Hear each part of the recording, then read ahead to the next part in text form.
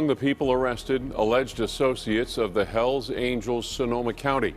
From running the streets to being thrown into the slammer, the Hells Angels are on law enforcement agencies' radar. And when they get their hands on them, they make sure to make them pay. Here are some of the most notorious members of the outlaw biker gang who've received life sentences and their reactions at the sentencing. Starting with a triple whammy, 3 Hells Angels members serving a life term for the same case. One of the doctrines of the Hells Angels is that you always stand by your own, but Joel Silver was a notable exception. The year is 2014, and Silver had fallen out of favor with his brothers. Apparently, Silver's drug habit had gotten out of control. He was acting increasingly erratically and was altogether becoming a liability for the Sonoma County chapter of the outlaw biker gang. That being said, Silver was a sergeant-at-arms for the Hells Angels. In simpler terms, he acted as the muscle for the Sonoma County chapter. Even though he'd become a problem for the Hells Angels, they knew that it'd be difficult to get rid of him. That was something that encouraged Silver to take more drastic measures. This included disrespecting senior members of the Boston chapter of the Hells Angels and frequently getting into fights with members of his own Sonoma County club.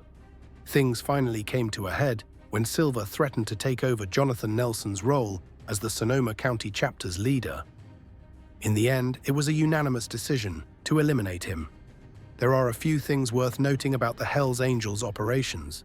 1, it takes a whole lot more than a motorbike to become a member, and 2, you're not allowed to just up and leave the club. While there have been notable cases where former members have found their way out, it's never without the threat of being unalived by their former brothers.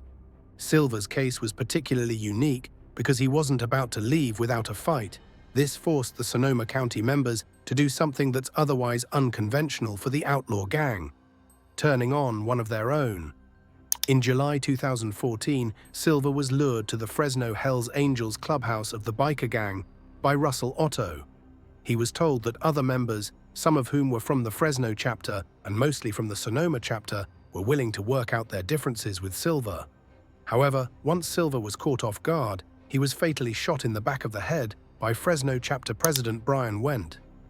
This was a corroborated effort, orchestrated by several members of the Hells Angels. If they weren't actively involved in the crime, they'd at least conspired against Silver in one way or another. That's why the prosecutors were sure to charge every one of them. But there was more to one former member's case, Merle Hefferman. The 54-year-old was a former member of the Fresno County chapter who'd effectively retired from day-to-day operations but was still actively involved at the clubhouse. On this particular occasion in July 2014, he was called again for his services.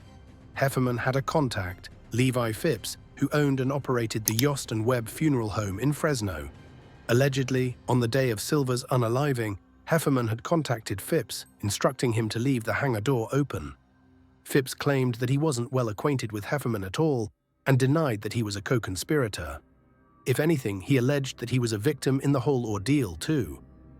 Phipps claimed that after receiving the call, Hefferman showed up at the funeral home post-midnight, threatened him with a gun, and placed a body in the cremation chamber. Phipps claimed that he wasn't sure who it was, and prosecutors allege that the timeline matches up to the night of Silver's murder. Prosecutors claimed that Hefferman would later use Phipps' funeral home as his personal pizza oven. Prosecutors also claimed that Hefferman returned to the funeral home 3 more times to dispose of 3 more bodies. A few months after Silver's unaliving, Hefferman contacted Phipps to arrange another cremation. This time it was that of Robbie Huff, a former member of the Hells Angels who'd gone missing in 2015. Interestingly enough, Huff had been a person of interest in Silver's case as well. Then, in 2016, Phipps was contacted again. This time, Hefferman was allegedly disposing of the body of Art Karasis, also a member of the Hells Angels who'd gone missing a few months prior to the cremation. The prosecution did not name the 4th alleged victim, though Hefferman's attorney, James Bustamante, identified him as Hells Angels member Juan Guevara. Besides Phipps's testimony and phone records, Hefferman's attorneys admitted to some of the crimes, hoping it would give their clients some leverage. It worked. Prosecutors ultimately decided not to charge Hefferman with the 3 disposals that came after Silver. That being said, they went against Hefferman and all of his co-conspirators with everything they had. By 2022, Brian Wendt, Jonathan Nelson, and Russell Ott were convicted of Silver's murder and related racketeering charges. As far as Hefferman was concerned, prosecutors worked out a deal with his attorneys, giving him a light sentence in exchange for information on the inner workings of the Fresno chapter of the biker gang. Hefferman was ultimately sentenced to only 4 years for his role in obstructing justice. Nelson, Wendt, and Otto received life sentences without the possibility of parole after an extensive 9-week trial. The other Hells Angels members who conspired in Silver's unaliving received a minimum of 4 or up to 7 years in prison. Prosecutors noted that Silver's unaliving would have gone under the radar had it not been for the FBI's extensive operation against the Sonoma and Fresno County chapters for racketeering, extortion, and a slew of other crimes. The FBI had begun its crackdown on the outlaw group in 2017, capturing several members, 3 of whom won't be seeing the light of day anytime soon. Next up is a son who followed his father's footsteps, first into the Hells Angels and then right into prison. Joseph Soto Sr., Joseph Soto Jr., and John Seeger were held to answer Thursday on charges of robbery, assault with a gun, false imprisonment, and participating in a street gang. They have an arraignment date set for September. According to sheriff's reports, the Hells Angels went to their former clubhouse 5 times from March 1st to April 11th. Prosecutors say they beat a man who lived there and held him at gunpoint as they stole several items. The Hells Angels have a permanent file at every law agency's office. The notorious biker gang has been accused of using their strength, both muscle, weaponry, and in numbers, to intimidate and terrorize members of the public. The California chapter of the group in particular had been raising havoc for several years. Ultimately, a 2024 raid busted every member of the California chapter. 2 members could be facing a life sentence. Over 100 law officials from 6 departments, the Bureau of Alcohol, Tobacco, Firearms and Explosives, Kern County Sheriff's Office, and the California Highway Patrol swarmed 8 locations or clubhouses of the Hells Angels California chapter, arresting several members, including father-son duo Joseph Soto Sr. and Joseph Soto Jr. Altogether, law officers arrested 6 individuals and seized more than 24 guns, ammunition, multiple high-capacity magazines, and gang affiliate paraphernalia. A 7th member, Joshua Vaughn, was already in custody on other charges. Soto Sr. and Soto Jr. were high-ranking members of the Bakersfield chapter who would routinely collude with the Sons of Hell motorcycle gang, a sub-affiliate of the outlaw group. All 7 of the suspects were charged with kidnapping, first-degree robbery, making criminal threats, false imprisonment, assault with a firearm, participation in a criminal street gang, criminal conspiracy, intimidating a witness or victim, and elder abuse. In the months following the arrests, preliminary hearings were conducted to determine whether there was sufficient evidence to proceed to trial. In September 2024, a Kern County judge ordered that 3 of the accused, Soto Sr., Soto Jr., and John Seeger, stand trial. Allegedly, the 3 had broken into a home in Bakersfield, threatened the elderly homeowner with a gun, assaulted him, and robbed him. Their case is ongoing as of February 2025, with experts claiming that Kern County could be looking to make an example out of the Hells Angels members. This could mean a possible life sentence for the Bakersfield members involved in the assault and robbery. On a larger scale, prosecutors are hoping to shut down the entire California chapter of the gang. The Hells Angels have expanded their operations beyond North America, and for this next case, we're looking at a member of a European president of the Hells Angels who might just be more dangerous than any other biker on the planet. Kadir Padir. Türke Kadir Padir den Mord befehligt haben. Der Ex-Boxer und Anführer der Westberliner Hells Angels rekrutiert vor allem gewaltbereite Jugendliche mit Migrationshintergrund. Von den mutmaßlichen Mordplänen der Gang wusste die Polizei schon lange. Law officials in Berlin are a little too familiar with Kadir Padir, who goes by Kadir P. Over the years, this notorious member of the Berlin chapter of the Hells Angels has been involved in a variety of crimes. The one that finally saw him being locked up for good was the unaliving of Tahir Ozbek. While Kadir had always been a rebel biker, you'd be surprised to know that up until the 2010s, He was actively fighting the Hells Angels. This isn't to confuse him for being one of the good guys, simply the fact that he was a part of the Bandidos Motorcycle Club, a rival organization of the Hells Angels. In fact, Kadir first gained prominence as a force in the outlaw biker community when he and an associate strong-armed 2 Hells Angels members in 2008. This incident highlighted the violent turf wars between these motorcycle clubs in Germany. Ultimately, under Kadir's leadership, the Hells Angels would see to it that Kadir's former organization was effectively wiped out of Berlin. Some things go without saying. You never cross paths with a member of the Hells Angels.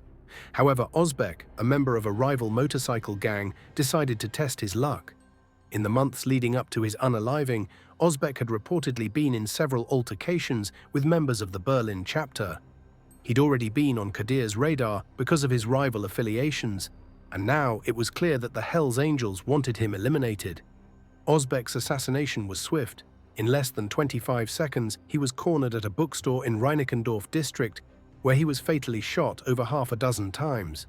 One bullet would have been enough to end his life, but Kadir P. wanted to make an example of Ozbek, and he did. Interestingly, Kadir wasn't coy about the attack.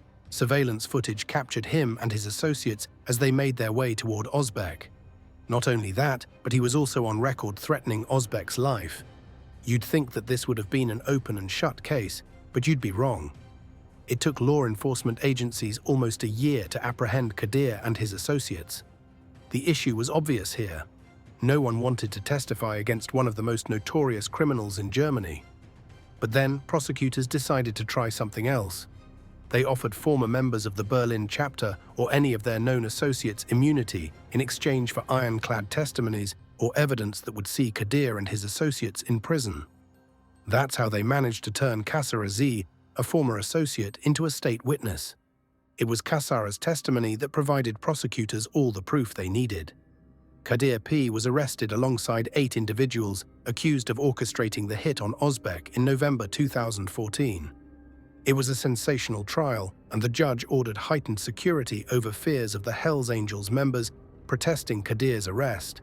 The prosecutors had more than enough evidence to lock up Kadir and throw away the key. But there were more challenges ahead. They needed to prove that Kadir was the one who had ordered the hit. If they managed to prove that this was a premeditated attack, they would be able to argue a life sentence for the Hells Angels members. It goes without saying that law officials in Berlin were working overtime to get Kadir P. locked up. In October 2019, after a long trial with twists and turns at every point, a Berlin district judge finally announced Kadir P.'s sentence: life behind bars. Altogether, 8 members of the Hells Angels were given a life sentence. Kadir was specifically convicted of incitement to murder, acknowledging his role in ordering the hit on Ozbek. This was a landmark court ruling in Germany. This was the first time that a member of the Hells Angels was sentenced to life imprisonment, underscoring just how dedicated law officials in Germany had become to eradicating outlaw biker groups in the country. A throwback for this next one, we're taking a look at one of Canadian Hells Angels' founding members, aka a most wanted criminal by the nation's police. Walter Stadnik. The Canadian chapter of the Hells Angels comes second only to the American founding chapter as the most violent outlaw biker gang in the world.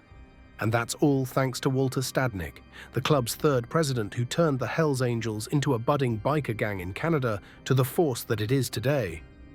But interestingly, there's not much information out there on Stadnik. Well, besides the fact that he's referred to as Nugget and stands at only 5'4". Another interesting fact here would be that Stadnik's going to be living out the rest of his days locked up. Why? Before we get into that, let's talk a little about the Hells Angels' most elusive member.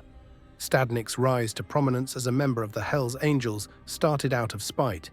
He was reportedly rejected from joining Satan's Choice, with the club claiming that he was too short to be a member. At the time, Stadnik had already formed his own motorcycle gang, the Cossacks. The group was dominated by many Ukrainian immigrant bikers, much like Stadnik. After being rejected by Satan's Choice, the biker decided to join Wild Ones. At the time, Satan's Choice had patched over to join the Outlaws, and Popeyes had patched over to join the Hells Angels. A turf war broke out between the Outlaws and the Hells Angels, with the wild ones largely being ignored in the crossfire. This gave Stadnik and his associates the opportunity to grow. Reportedly, the gang made their money by working as henchmen for the Canadian mafia. Investigators believed that Stadnik and his accomplices were responsible for the bombings of several businesses that refused to pay extortion money to the mafia. Again, because the greater issue was the turf war between the outlaws and the Hells Angels, Stadnik's criminal activities were largely ignored, giving him more space to grow as a seasoned outlaw. Eventually, the Wild Ones decided to patch over to the Hells Angels, in a move that saw their rivalry with the outlaws grow more than ever before. Throughout the years, that's from the 70s to the early 2000s, Stadnik operated first as a sergeant-in-arms and eventually became the Hells Angels Club president. This was a historic event for the Canadian chapter that was largely filled with French-Canadian bikers, and Stadnik would always have to have a translator present when meeting with members. Reporters believe that Stadnik was sworn in as the president when the Hells Angels was in decline.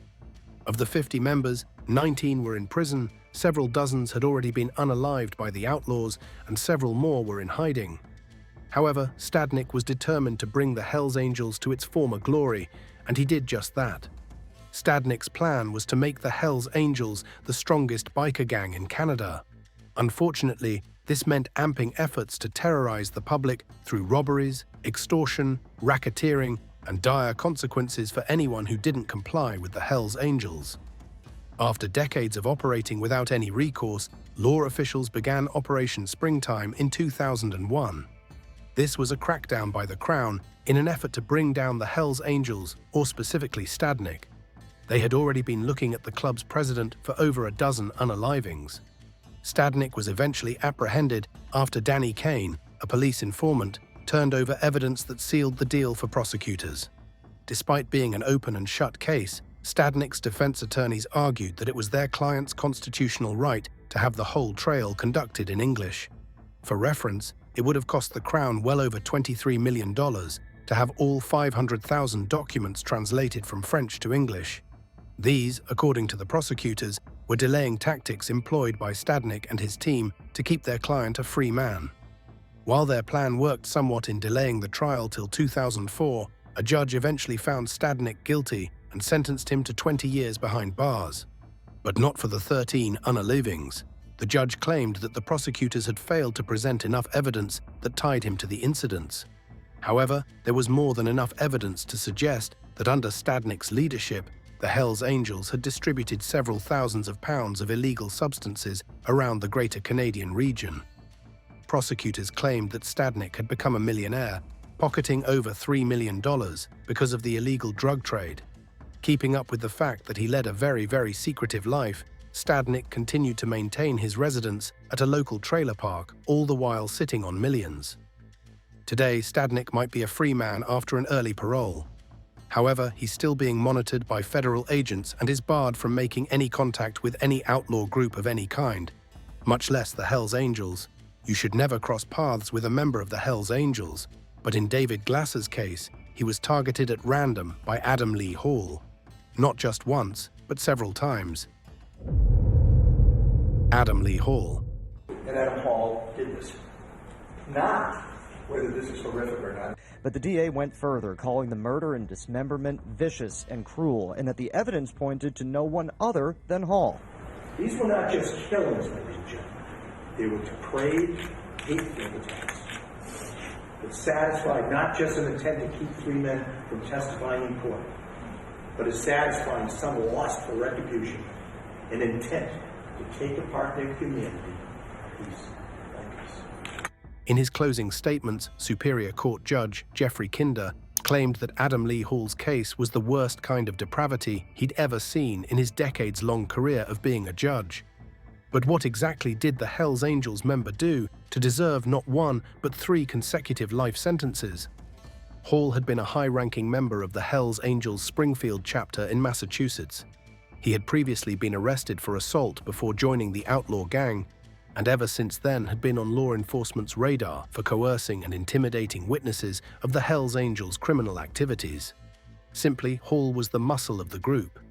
While he would be routinely sent in by higher-ups of the Hells Angels to threaten or intimidate several people in the greater Springfield area, It seemed like Hall had it out for one person in particular, David Glasser. Glasser was an intellectually disabled man who'd been living in an independent living facility alongside his friends, Edward Frampton and Robert Chadwell. After becoming a witness in one of the several cases against Hall, he'd become a target of the Hells Angels. Only in Glasser's case, Hall took it upon himself to particularly harass Glasser. Besides assaulting and robbing him on several occasions, Hall openly threatened Glasser's life on more than a few occurrences. Glasser was offered police protection in the days leading up to the trial against Hall for possession and intimidation charges. However, before he could testify, Hall and a number of his associates swarmed Glasser's residence, kidnapped him, Frampton and Chadwell, and took them to a secluded area where they unalived them. Reportedly, Glasser was the target all along. Frampton and Chadwell were just unfortunate to have witnessed the kidnapping. Hall had ordered that they be kidnapped and eliminated just the same. This was back in 2011 after a member of the community had reported the 3 men missing. The victims' bodies were found in Beckett County nearly 2 weeks later, with Hall immediately becoming a person of interest in the crimes. Still, it would take law enforcement agencies another 2 years to formally charge Hall in connection with the crime. Glasser's unaliving served 2 purposes. 1, it was to quiet the witness, and 2, it was to send a message to anyone else who dared testify against Hall. This led to several people refusing to comply with law officials, delaying the case. Ultimately, after 2 long years of gathering evidence, corroborating with anyone who was brave enough to speak up, and tireless efforts, Springfield law officials had just enough to arrest Hall and his associates for the crimes. On that note, actually, one of the key pieces of evidence in Hall's case was his buddy, Roy Gutfinski's distinct appearance. Gutfinski, who goes by Caius Veavus, had several tattoos, piercings, and 2 horn-like projections emerging from the sides of his temple. A Home Depot employee claimed that Roy had entered the store on the day of the 3 men's kidnapping, inquiring about sores. Law officials believe that Roy was therefore instrumental in hurting the men's bodies after they'd been unalived by Hall. The investigation heavily relied on circumstantial evidence and the testimony of David Casey, an accessory to the crimes. Casey recounted how Hall detailed the gruesome acts, including shooting the victims. Despite the absence of direct forensic evidence linking Hall to the murders, no DNA or murder weapons were found. The prosecution built a compelling case based on the sequence of events and witness testimonies. The trial commenced on January 13, 2014, in Hampton Superior Court, Springfield. After 16 hours of deliberation over 4 days, the jury found Hall guilty on 15 of 19 charges, including 3 counts each of first-degree unaliving, kidnapping, and witness intimidation. On February 10, 2014, Judge Kinder sentenced Hall to 3 consecutive life sentences without the possibility of parole. In his remarks, he highlighted the depravity of the crimes, noting that Hall preyed on vulnerable individuals. Additional sentences were imposed for related charges, ensuring Hall would serve an extra 25 to 42 years beyond his life terms, effectively ending his life while being locked up. If you're wondering how someone like Glasser, a man remarked for being friendly and staying away from trouble, get mixed with someone like Hall, someone who was quite the opposite, you wouldn't be the only one. Remember the case that Glasser was set to testify against Hall in. That was a case where he was both the chief witness and the victim. Because of Hall's association with the Hells Angels, he seemed to have believed that he was invincible. One day, sometime in 2010, he targeted Glasser for no other reason besides that he seemed like easy prey. On that day, Glasser was assaulted by Hall, followed by Hall stealing his truck. Glasser reported the incident to the police, who returned his truck. Normally, this would have been enough for anyone who had the displeasure of interacting with Hall. He thoroughly believed that no one would ever go against him in court. But Glasser dared to be different. He not only filed charges against Hall, but was determined to see his conviction through. In retaliation, Hall began harassing and intimidating Glasser. On at least one occasion, he tried to have the intellectually challenged Glasser arrested for armed robbery. Despite everything, Glasser was determined to testify. In Hall's mind, there was only one way to keep that from happening. The other 2 men were nothing more than collateral damage. Victims' families burst into applause and embraced each other as Judge Kinder read out Hall's sentence. One of the victims' daughters claimed that she had grown increasingly angry as the trial kept on being delayed year after year. That, plus the fact that Hall showed no real emotion during the trial. If anything, he smirked through the whole thing. What was even more infuriating was that Hall's defense attorneys tried to plead leniency, claiming that despite a 90s conviction for assault, Hall had only ever been arrested for traffic violations. They tried to argue that he was not a threat to public security. The judge didn't agree. As for Hall's accomplices, they didn't receive life sentences but faced the maximum punishment of up to 40 years because of their involvement in the triple homicide. In Roy's court appearance, he threatened the judge, members of the jury, and everyone in the courtroom when he was being sentenced. Roy stated that he'd see them all in hell. While the three men's families were relieved with justice being served, they told the media that the crimes underscored the importance of eradicating the Hells Angels from the grassroots level. They argued that Hall was one of several strong armors in the biker gang, who'd grown to believe that he was untouchable. Speaking of untouchable, Maurice Boucher believed he was above the law. That's probably why prosecutors charged him with everything they had, guaranteeing that he'd never see the light of day again. Maurice Boucher. Boucher was the head of an elite chapter of the Hells Angels. Everyone knew Mum Boucher was a killer, and he knew everyone knew. He seemed to love it. The Canadian chapter of the Hells Angels has seen several notorious leaders emerge over the years, but none as powerful and dangerous as Maurice Boucher. Born in 1953, Maurice's road to becoming a criminal ringleader and a man feared by all of Canada started off relatively uneventfully. While he might have gotten in trouble a few times in his youth, things took a drastic turn for the first time in 1973 when he was convicted of assault. While serving time for the assault, Maurice met and befriended several members of the Hells Angels. At the time, the American outlaw biker gang had only just begun operations in Canada with only a handful of members. They were trying to dismantle Canada's outlaws biker gang to become the strongest group in the country. They were looking for recruits, and with Maurice's stature, they knew he would be the perfect fit. In 1984, following his release from prison, Maurice transitioned to the Hells Angels, aligning with the organization's expansion into Quebec. Within a relatively short period, Maurice became one of the Hells Angels' strongest members. He quickly rose through the ranks and established himself as the president of the Nomads chapter, a chapter he had also founded. The Nomads chapter was created exclusively to serve as henchmen for the Quebec chapter, or be loaned out to the mafia whenever they needed more men. Under Maurice's leadership, the Hells Angels sought to dominate Quebec's drug trade, igniting the infamous Quebec biker war against rival gangs, notably the Rock Machine.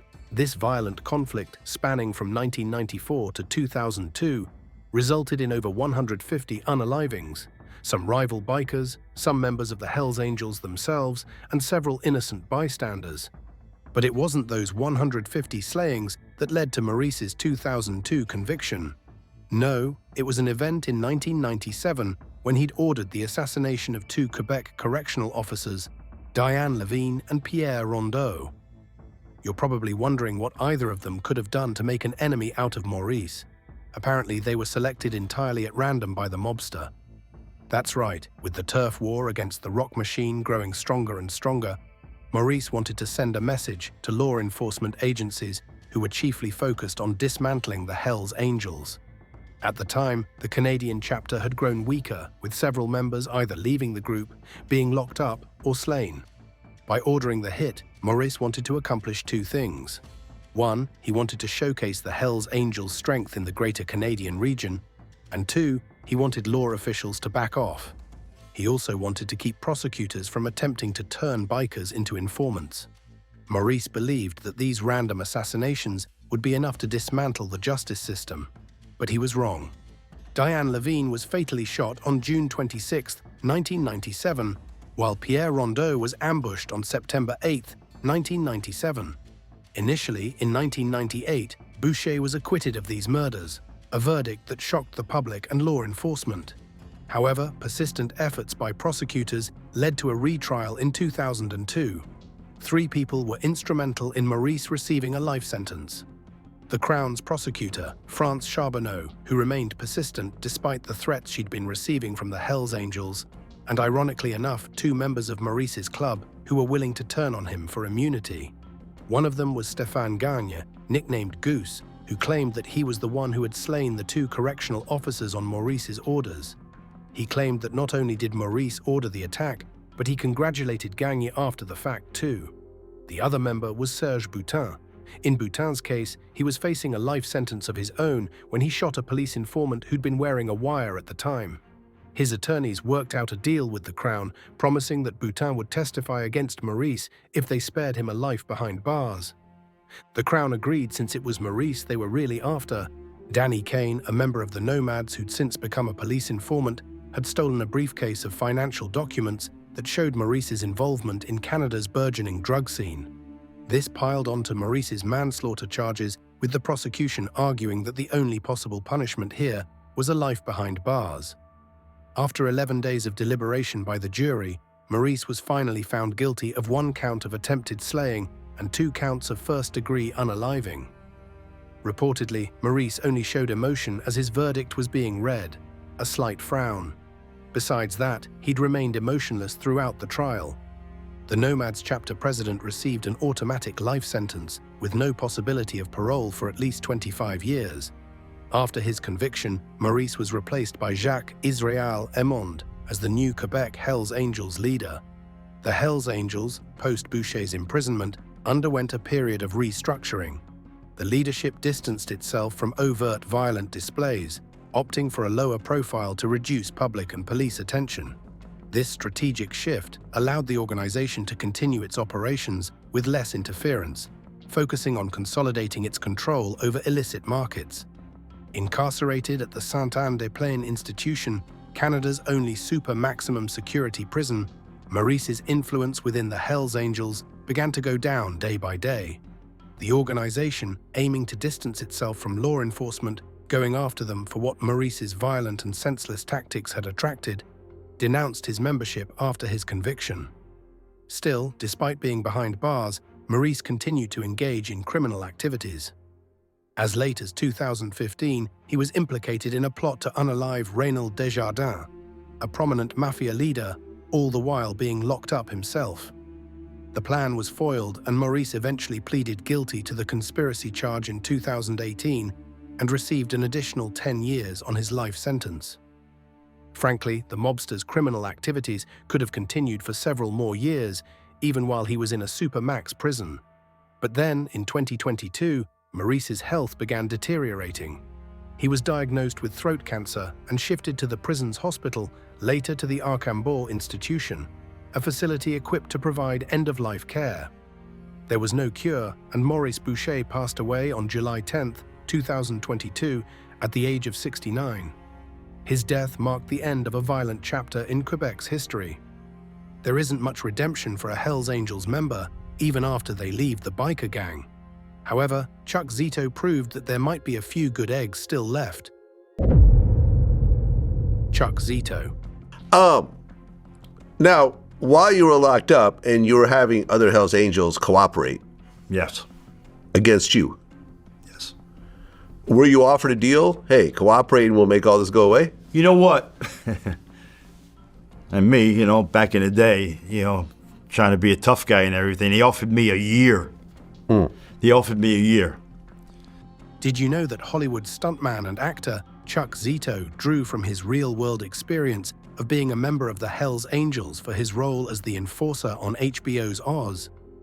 That's a great piece of trivia, almost as great as the fact that Zito could have been spending the rest of his life in prison if he didn't straighten his life out after only serving a decade locked up.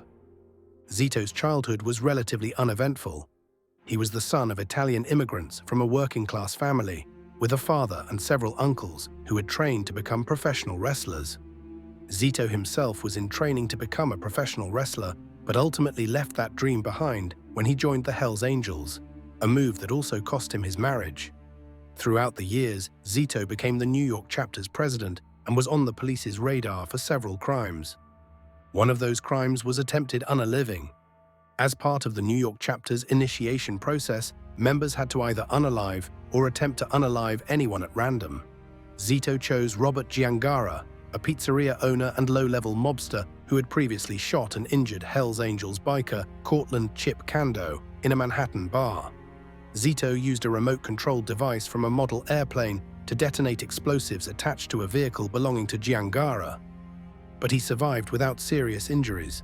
The police were unable to locate Giangara afterward, and Zito was never charged with the bombing. After serving as a club prospect, he was voted in as a member of the New York City Hells Angels in 1979. From there on until his conviction in 1985, Zito was a person of interest in several crimes that ranged from extortion to arson.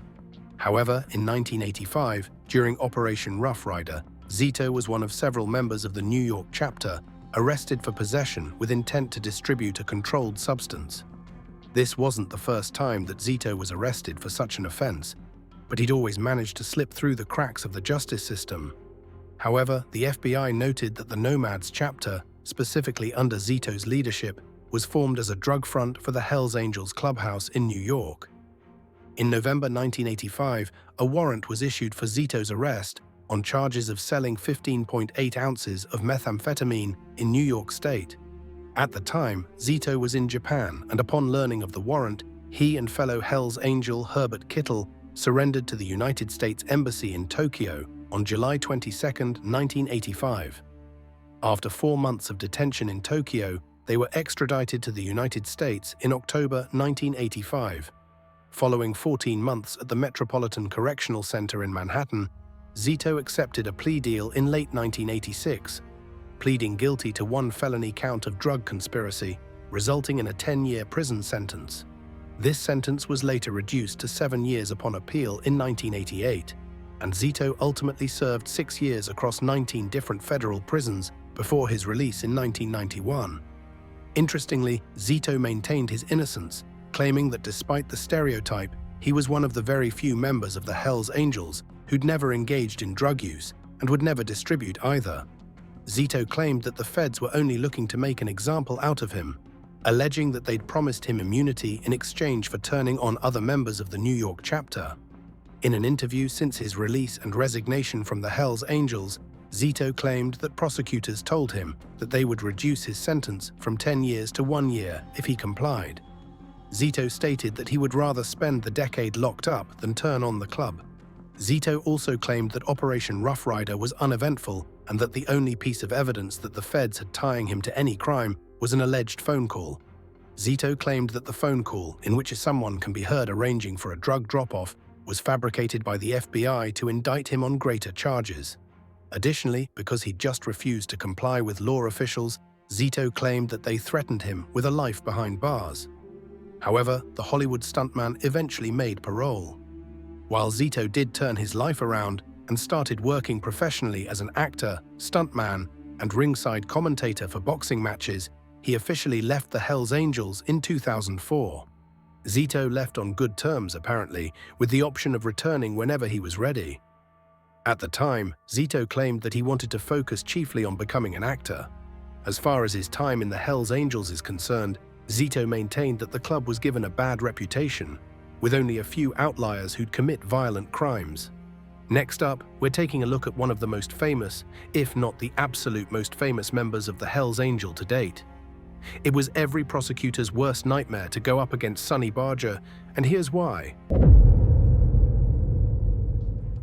One of the most complex criminal trials in American history is underway in San Francisco. The defendants are all members of the Hells Angel motorcycle gang, but the real contest is over the government's RICO law, or Racketeer Influenced Corrupt Organization statute. That's a new law designed to give federal law enforcement officials new powers in investigating and acting against organized crime.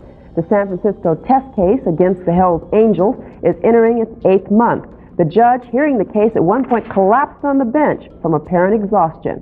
Court costs are expected to run into the millions. In the history of the Hells Angels, there's hardly been a member more notorious than Sonny Barger, the founding member of the Hells Angels.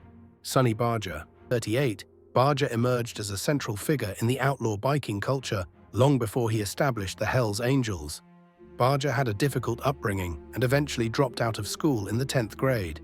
He would later join the army after falsifying his birth certificate, claiming he was 18 when he was only 16. The Oakland chapter of the Hells Angels was started by Barger in 1957 to band together Oakland bikers. Barger was the perfect candidate for the club's first president because of his charisma. The Oakland chapter proved to be one of the most notable clubs of the Hells Angels, unifying several clubs across the state and expanding the club's influence throughout the United States. However, his tenure wasn't without controversy. Barger faced multiple legal challenges, including arrests for drug possession and assault. This was only the beginning of the Hells Angels' long battle with law enforcement. The feds were on Barger's tail. They wanted to make an example out of him. They wanted to showcase that Barger and other outlaw bikers couldn't get away with running their criminal operations. A case that particularly raised alarm for the feds occurred in 1987 when he, along with 9 other members of the Hells Angels from California and Alaska, was indicted on charges of conspiring to transport firearms and explosives across state lines. The prosecution alleged that the group planned to bomb several clubhouses of their rivals, outlaws. This was in retaliation for the slaying of a Hells Angel member. In 1988, the trial against Barger started with the prosecution urging for a life sentence. The case was a sensation in Louisville, Kentucky, drawing considerable attention with numerous Hells Angels members attending in solidarity and heightened security measures implemented throughout the proceedings. The feds had more than enough for their case. They had Anthony Tate, a former member of the Hells Angel who turned into a government informant. Barger's attorneys were blindsided with Tate's testimony that provided critical insights into the club's internal operations and alleged criminal activities. Despite the defense's efforts, the jury found Barger guilty of conspiracy to transport and receive explosives with intent to either harm people or damage property. That being said, prosecutors didn't get the life imprisonment conviction that they'd hoped for. If anything, Barger got away with 57 months in federal prison and a considerable fine. Barger was released from prison in 1992 after serving approximately 3.5 years. During this time, the feds and prosecutors tried to indict Barger and the Hells Angels on more charges. Barger was locked up, but that didn't mean that his influence was any less on the inside than it was on the outside. Throughout his incarceration, Barger remained a prominent figure within the outlaw group. He continued to run the day-to-day operations and even recruited members from within the federal prison. On more than a few instances, prosecutors tried to levy more charges against him, but failed to make any claim stick. In the late 1970s and early 1980s, the government attempted to prosecute the club under the Racketeer Influenced and Corrupt Organizations Act, better known as the RICO Act, aiming to classify the Hells Angels as a criminal organization. However, these efforts faced significant challenges.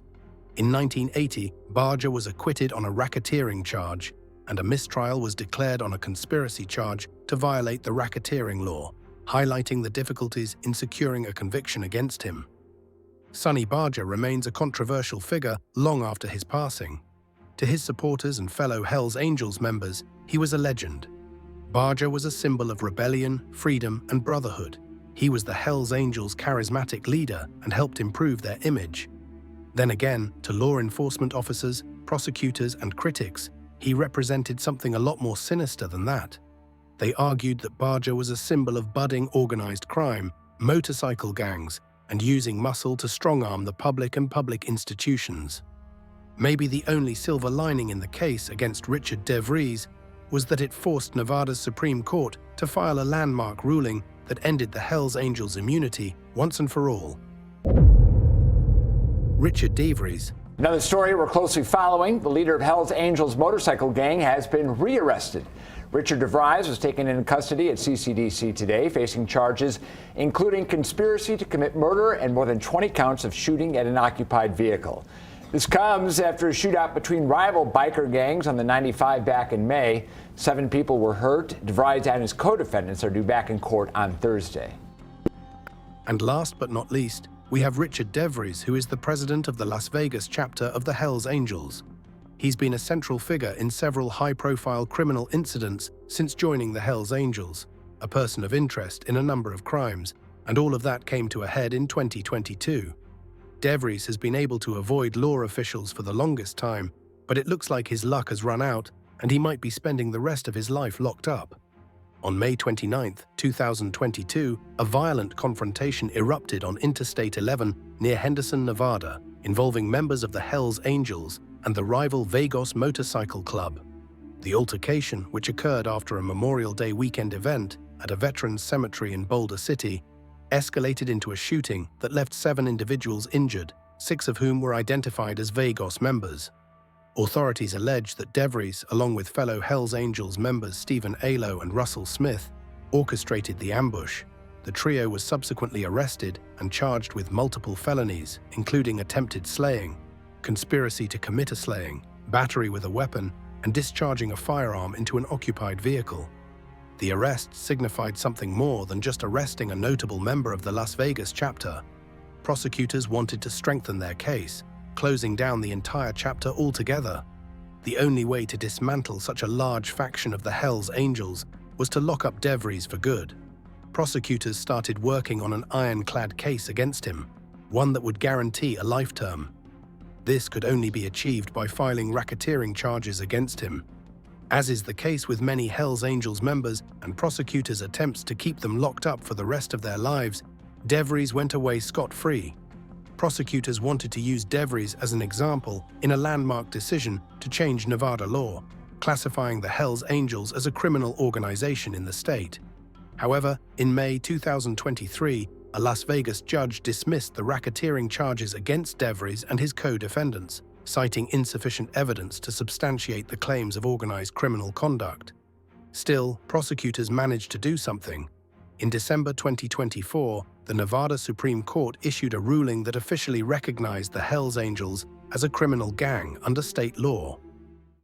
Rumors about a motorcycle club coming to the city as it deals with gang problems in some neighborhoods. Did you know that some of the most dangerous criminals in history have worn the Hells Angels patch? The motorcycle club is infamous for chaos, power, and crime. From shocking violence to clever moves behind closed doors, these men built the club's dark reputation.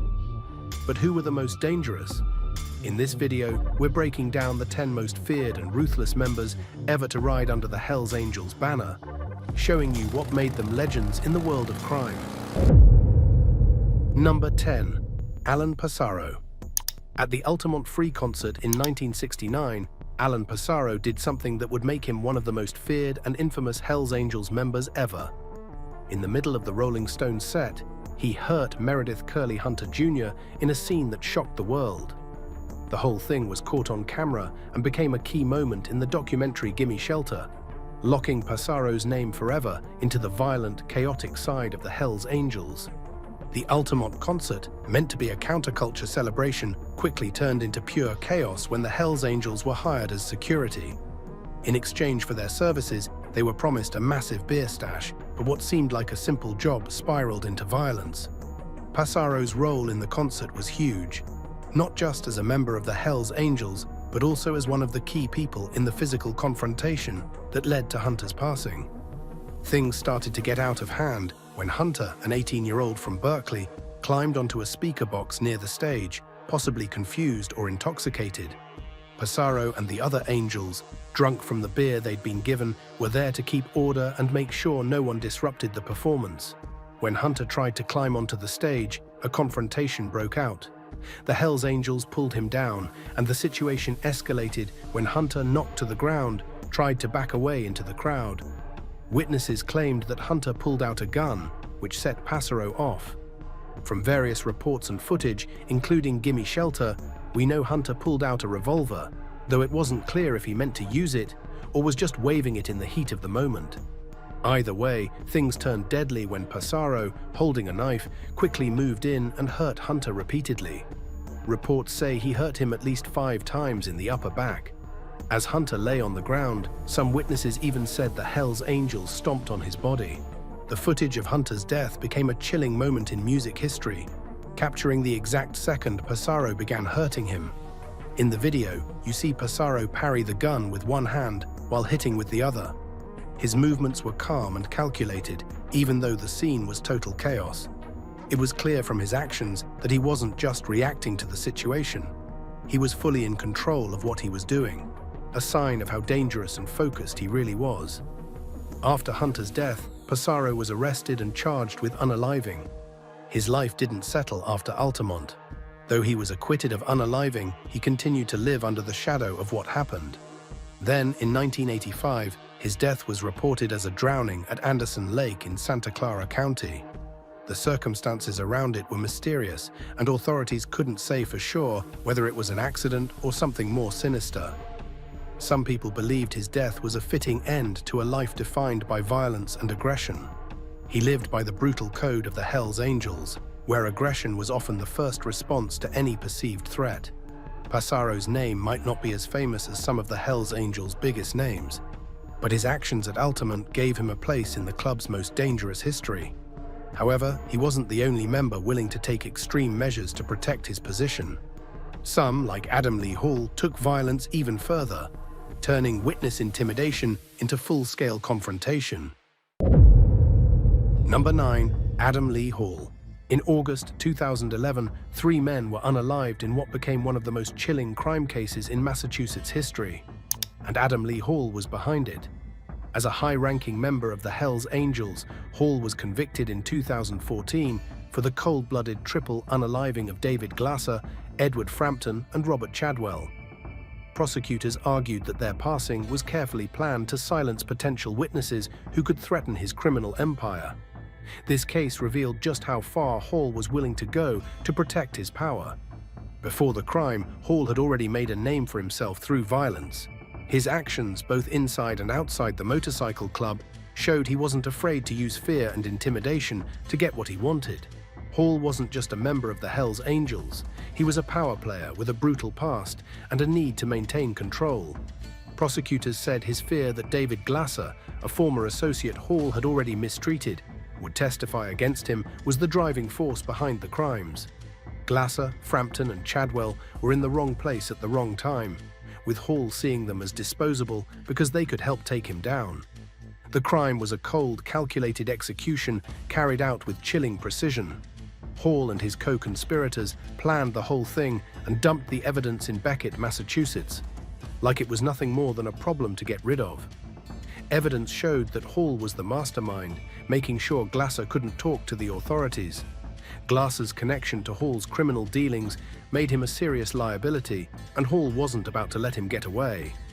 What made Hall even more dangerous wasn't just the crime, it was how he could control the people around him. 2 of his co-defendants testified that Hall was the one who planned the unalivings. They were terrified of him and said they helped dispose of the bodies out of fear of what he might do to them if they didn't. This fear-driven control, combined with Hall's growing influence in the Hells Angels, made him a force to be reckoned with. His rise in the ranks wasn't just because of time, it was because he was willing to do whatever it took to stay on top. During the investigation, Hall showed no remorse. While there was no direct physical evidence tying him to the crime scene, investigators pieced together his role through witness testimony, phone records, and other circumstantial evidence. One of the most chilling parts of the case was what Hall's co-defendants said about him. They painted a picture of a man who wasn't afraid to threaten, intimidate, and force people to do his bidding. Hall wasn't just a member of the Hells Angels, he was someone who could make even the toughest criminals around him fear for their lives.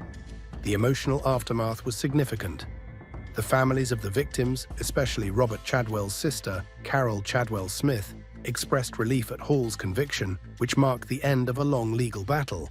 The case was a reminder of how far Hall and his associates were willing to go to silence anyone who stood in their way. It also exposed the brutal side of the Hells Angels and their deadly grip on their territories and associates. Hall's conviction for 3 counts of first-degree unalivings, along with charges of kidnapping and witness intimidation, was a major win for law enforcement. It ended a long investigation, with investigators determined to bring Hall and his co-conspirators to justice. Despite his arrogance and attempts to manipulate the case, Hall's reign of terror within the Hells Angels came to an end. His conviction served as a warning about the lengths violent criminals will go to protect their power and eliminate threats. What makes Hall's story so unsettling is the mix of his personal violence and his position within a brutal organization. He rose from being just a street-level thug to a leader in a dangerous and influential criminal empire. His actions were cold and calculated, and he was willing to go to extreme lengths, even taking the lives of 3 men to protect himself and his empire. Adam Lee Hall's actions marked him as one of the most dangerous members of the Hells Angels, a man whose thirst for power and control led him down a path of violence and destruction. But the club was full of figures just as ruthless, if not worse. George Wethen was one of those men, a towering enforcer whose reputation wasn't built on empty threats, it was earned through sheer, unrelenting force. Number 8. George Baby Huey Wethen. Baby Huey was a walking nightmare within the Hells Angels. Known for his ruthlessness and unpredictability, Wethen earned his place as one of the club's most dangerous figures. His life was a mix of violence, power, and betrayal, and it ultimately led to a fate no one saw coming. Wethen didn't build his reputation overnight. It was the result of years of enforcing the brutal code of the Hells Angels, doing whatever it took to stay on top and maintain control. In the 1960s, the Hells Angels were an underground empire, moving drugs, weapons, and fear wherever they went. Baby Huey thrived in this world. At well over 6 feet tall and built like a linebacker, he looked like a man you didn't want to cross. He used that to his advantage, making a name for himself as one of the club's most ruthless enforcers. While many angels carried themselves with an air of menace, Baby Huey embodied it. He had a blank, almost soulless stare that could unnerve even the hardest criminals. And when it came time for action, he didn't hesitate. His involvement in the club's drug operations made him even more dangerous. He didn't just deal, he moved weight. His connections to major LSD suppliers put him at the center of a booming trade, and his Hells Angels patch made sure no one questioned his authority. Dealers knew better than to short him, and anyone who tried to run off with product ended up regretting it. Baby Huey wasn't the type to make threats. He let his actions send the message. But it wasn't just about drugs. Baby Huey was a key player in some of the most violent and calculated moves the club ever made. One incident that cemented his status happened when a rival gang tried to push into Hells Angels territory. Rather than negotiating, Baby Huey and a few trusted members ambushed them. The message was clear. This wasn't just a gang, it was an organization that handled business like a war. Stories of his violent outbursts spread fast, and soon even other angels approached him with caution. Weapons were another part of Baby Huey's world. His collection of firearms wasn't just for show, he knew how to use them. In one particularly shady deal, he arranged to move a batch of illegal machine guns, a transaction that involved multiple layers of secrecy. At one point, police ended up seizing some of his weapons, but no one could ever tie him directly to the sales. That was part of his skill.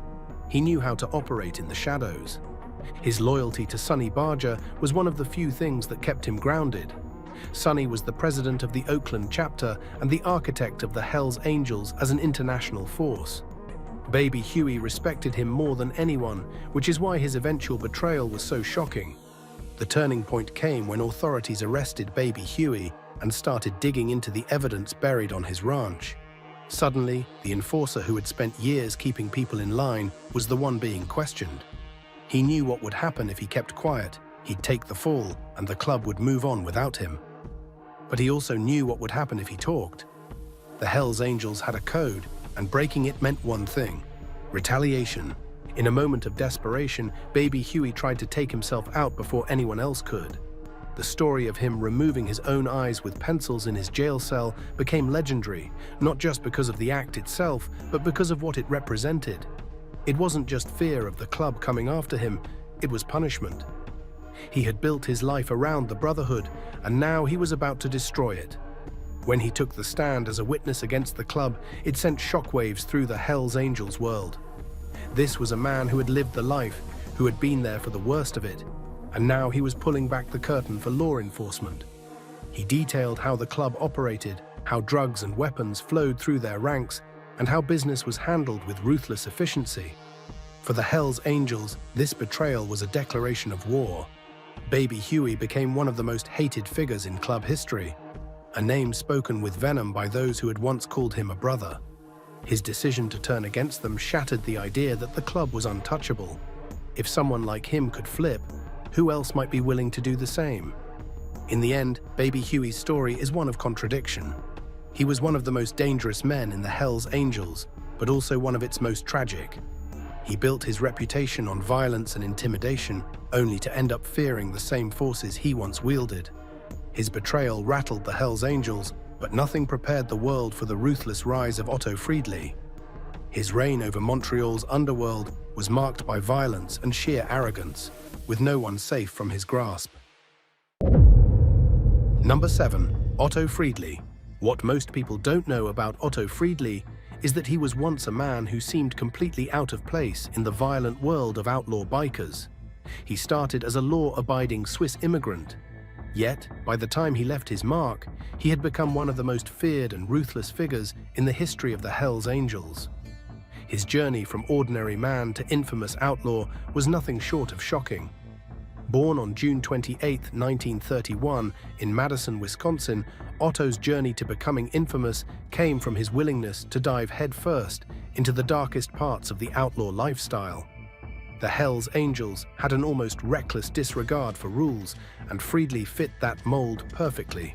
While he might not have been the official founder, as some claim, his involvement from the very start made him one of the key figures who helped create the club's ruthless legacy. In the years following his entrance into the Hells Angels, his reputation among his brothers grew for several reasons. First off, he was known for being an expert mechanic, a skill that kept their bikes running during their runs. But his dangerous reputation wasn't just because of his mechanical talents, it was also because he was fearless in combat. By the time the Angels started making a name for themselves in the 1950s, they had already earned a reputation for violent clashes with rival clubs and law enforcement. Friedley, deeply immersed in this chaotic world, thrived in it, becoming both a leader and a symbol of the club's violent attitude. One of the earliest and most defining moments of Friedley's infamy came in 1948, when he broke away from the Pissed Off Bastards motorcycle club. This was part of a bigger plan to create something far more dangerous. This rebellion not only set the Hells Angels apart as its own entity, but also set the tone for the violence and lawlessness that would become the hallmark of the group for years to come. With the formation of the Hells Angels came their legendary winged death's head emblem, a symbol that would forever be tied to Friedley and his gang. It became the face of not just a motorcycle club, but a lifestyle marked by unapologetic defiance and chaos. By the 1950s, when the club was growing rapidly, Friedley was involved in some of their most infamous moments. Around this time, the Angels had violent run-ins with rival gangs like the Booze Fighters and the Top Hatters. These violent encounters only grew more intense, solidifying the Hells Angels as one of the most feared groups in the country. Friedley, with his no-nonsense attitude and readiness to fight, was right in the middle of it all. While many bikers were content with the thrill of the ride and the camaraderie of the club, Friedley's focus was on making the Hells Angels the undisputed authority in the outlaw biker world. The 1950s were marked by full-blown battles, not just over territory but also power, influence, and control. And Otto Friedley was at the forefront, leading his brothers into these intense clashes. It wasn't just Friedley's role in forming the club or his part in its violent confrontations that made him one of the most dangerous figures within the Hells Angels. It was also his charisma and his ability to demand respect. He had a unique talent for moving in the criminal underworld, making connections with various factions while keeping a reputation that made even the toughest criminals think twice before crossing him. He knew how to mix power with strategic alliances, which helped him maintain his influence. One of Friedley's most dangerous qualities was his ability to survive. There were countless times when he should have passed away, but he seemed to have luck, or maybe just an unshakable will to live, on his side. Whether it was surviving high-speed crashes, shootouts, or close calls in the middle of reckless criminal activities, Friedley somehow came out unscathed. His near-death experiences, like when a bullet narrowly missed him, became the stuff of legend within the Hells Angels. To his brothers, these close calls were signs that Friedley was a man who couldn't be taken down no matter what. But his violent, chaotic life wasn't meant to last forever. In the late 1960s, after serving some time in prison, Friedley would go through a massive shift. He left the Hells Angels behind and embraced Christianity. This change was as dramatic as it gets, considering how deeply entrenched he had been in the world of violence and crime. By the time he passed away on March 17, 2008, Friedley had fully distanced himself from his past, but the fear he helped create within the Hells Angels still loomed large. But this next member of the Hells Angels took a much darker path, one that would solidify his place as one of the most feared figures in the gang's history. Number 6. Yves "Le Boss" Trudeau. One of Yves Trudeau's first acts of terror was so shocking it sent a chilling message to everyone. Crossing him meant risking your life, even if you were a cop. His rise through the Hells Angels was built on violence, and it was his cold, calculated approach to crime and intimidation that set him apart. Trudeau's reputation for ruthless efficiency earned him a spot at the top and secured his place in history as one of Quebec's most terrifying criminal masterminds. Trudeau grew up in the middle of the political turmoil of the 1960s, when the Quiet Revolution was shaking up the province. Young men were rebelling against the old conservative Catholic-run society, and outlaw biker gangs like the Popeye Moto Club were growing in popularity. The Popeyes, led by Yves Trudeau, were notorious for their brutal violence, and it didn't take long for Trudeau, fascinated by weapons, explosives, and military tactics, to find his place with them. Joining the Popeye Moto Club in 1968 set Trudeau on a dark path that would lead him to become one of the most feared figures in one of North America's deadliest gangs. By the mid-1970s, the Popeye Club had transformed, merging with the notorious Hells Angels to form Canada's first Hells Angels chapter. It was during this transition that Trudeau's reputation was solidified. He started as a member, but quickly became the club's most lethal enforcer, known for his unalivings of rivals and his unwavering loyalty to the gang. The early 1970s saw the Popeyes involved in violent conflict with the Satan's Choice Motorcycle Club over control of Quebec's drug trade. Under Trudeau's leadership, they began targeting rival bikers and drug dealers, leaving a trail of victims behind. As a hitman for the Popeyes, Trudeau became feared on both sides of the law, and his reputation only grew darker with time. His talents went beyond just being a cold-blooded criminal. He was also a master of explosives. His obsession with bombs and military-grade weapons led him to a job at an explosives factory, where he became an expert in handling deadly materials.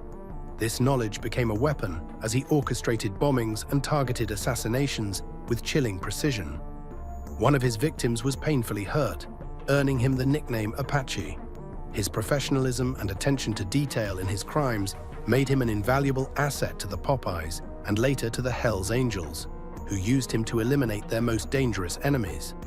When the Popeye Club merged with the Hells Angels in 1977, Trudeau's rise through the ranks was inevitable. By 1978, his notoriety reached new heights after he carried out a cold-blooded shooting at the Brasserie Joey, a popular bar for Hells Angels members. Two members of the Outlaws, a rival gang, were kicked out of the bar, and in an act of retaliation, Trudeau hunted them down from his car. This sparked a biker war between the Hells Angels and the Outlaws that would last for years, with Trudeau at the heart of the violence. Despite his small stature, standing at just 5 feet 6 inches and weighing 135 pounds, Trudeau was far from inconspicuous. His efficiency in crimes, often done without emotion or hesitation, made him one of the club's most valuable members. His brutal acts earned him the title of Filthy Few after unaliving 43 people for the Hells Angels between 1970 and 1985. He was credited with the passing of 18 of the 23 outlaws during the infamous Biker War. His ability to harm people with precision and speed earned him the label of psychopathic criminal from journalists and criminologists, who saw him as a symbol of the darkest side of outlaw biker culture. But Trudeau's violence wasn't limited to rival gangs. He also had close ties to the West End Gang, an Irish-Canadian criminal organization that controlled Montreal's port and the drug trade in Quebec. The gang often called on Trudeau to take out their rivals, and his crimes helped protect their interests and maintain their power. However, his greed would eventually lead to his downfall. In the mid-1980s, Trudeau stole money from the Halifax chapter of the Hells Angels, sparking a brutal response. This led to the infamous Lennoxville incident of 1985, where several members of the North chapter of the Hells Angels, including some of Trudeau's allies, were unalived for their involvement in the theft. Trudeau narrowly escaped death by being in a detoxification program at the time, but when he returned to the gang, he found himself treated like an outcast. His association with the North chapter made him a target, and he was marked for death by his own brothers. Facing a death sentence from the Hells Angels in 1985, Trudeau turned to law enforcement. He became an informant, providing information about unalivings, drug operations, and the inner workings of the Hells Angels. In exchange for his cooperation, he was given a plea deal, confessing to 43 unalivings and testifying against other members of the biker world. His testimony helped convict many Hells Angels members and other criminals, and he was granted a reduced sentence, being paroled in 1994 with a new identity. After his release, he fell back into old habits, struggling with drug addiction. In 2004, he committed a horrific crime when he mistreated a 13-year-old boy. This crime landed him back in prison, where he spent his final years living in isolation. His role in the Hells Angels and his connections to some of the most dangerous figures in organized crime left a permanent mark on the biker world. A man capable of crimes without remorse, Trudeau became one of the most dangerous and infamous bikers to ever live. His cooperation with law enforcement marked the end of his violent reign, but the next Hells Angel on the list left behind a trail of blood that still haunts the outlaw biker world. Number 5. David Richards. Authorities stumbled onto a crime scene and found a message written in blood. David Richards, a member of the Hells Angels motorcycle club, became known for his brutal crimes, most notably the horrifying unaliving of 16-year-old Michael Groves in 1984. This act, defined by extreme violence, showed the dangerous nature of Richards and his deep ties to the outlaw biker world. In December 1984, Richards and his girlfriend were convicted for the passing of Michael Groves. The teenager suffered many injuries inside their flat in West London. As if the brutality of the attack wasn't enough, Richards used the victim's blood to scrawl Hells Angels on the wall, a chilling declaration of his allegiance. The sheer savagery of the crime shocked the public and law enforcement alike. Both Richards and his girlfriend were sentenced to a minimum of 16 years in prison for the crimes. After serving 21 years, Richards was transferred to HM Prison Sudbury, an open prison meant to prepare long-term offenders for release. It was a setup based on trust, with lower security and more freedom than a high-security facility. In May 2006, Richards took advantage of this and simply walked out. What should have triggered an immediate manhunt instead turned into a baffling case of negligence. Rather than launching an urgent search, authorities simply logged his disappearance in a database and left it at that. Richards fled to Ireland, where he continued his criminal activities. While there, he was arrested and jailed for 3 months for robbery, but Irish authorities never realized they had a fugitive in their custody. After his release, he returned to England and settled in Wolverhampton. What makes his time on the run even more astonishing is how easily he managed to blend into society. Despite being a convicted criminal who had escaped from prison, he was able to rent a flat, collect disability benefits, and even obtain a passport, which he used for international travel. He even called the police once to report kids throwing stones at his window, seemingly confident that no one would uncover his real identity. For years, he lived under the radar until a tip-off finally led the Metropolitan Police to his location. On June 6, 2014, officers tracked him down and arrested him at his home in Penn, Wolverhampton. When he appeared in court, he admitted to escaping from custody and was sentenced to an additional 2.5 years in prison. The judge made it clear that his escape had destroyed any trust the system once had in him and severely impacted his chances of ever being released. Richards's crimes and actions reflect the violent and lawless world of the Hells Angels motorcycle club, especially in the United Kingdom. The club has long been linked to organized crime and other serious offenses. The gruesome crime he committed, followed by his years as a fugitive, only added to the club's already infamous reputation. His story is an example of how dangerous individuals can manipulate the system and evade justice for years. Richards proved himself to be both ruthless and resourceful. His case remains one of the most unsettling examples of how even convicted criminals can slip through the cracks of the justice system. But this next figure's rise from humble beginnings to a powerful force within the biker world shows just how unpredictable and dangerous this life can be. Number 4. Maurice Boucher. Maurice Boucher quickly became the mastermind behind one of the most feared criminal empires in Canada's history. In the 1990s, he rose to power and seized it with brutal force, turning Montreal's underworld into his personal kingdom. Boucher's control over the Hells Angels operations, especially in the cocaine trade, made him an untouchable figure. But it was his chilling ability to manipulate, intimidate, and destroy anyone who dared stand in his way that earned him a reputation that still sends shivers down spines today. Boucher's reign of terror was about building his criminal empire and tearing down everything around him. His most notorious acts of violence were deliberate power plays to make sure everyone knew this was his city, and if you got in his way, you wouldn't survive. In 1997, he took things to a whole new level by ordering the unalivings of 2 prison guards, Pierre Rondeau and Diane Lavigne. They had no connection to him, but their deaths were part of his plan to shake up the justice system. It was a clear message. Even the people meant to protect the law were nothing in his eyes. As a result, Montreal was thrown into a wave of terror where fear followed anyone who dared cross him. What made Boucher even more notorious was how he openly flaunted his power.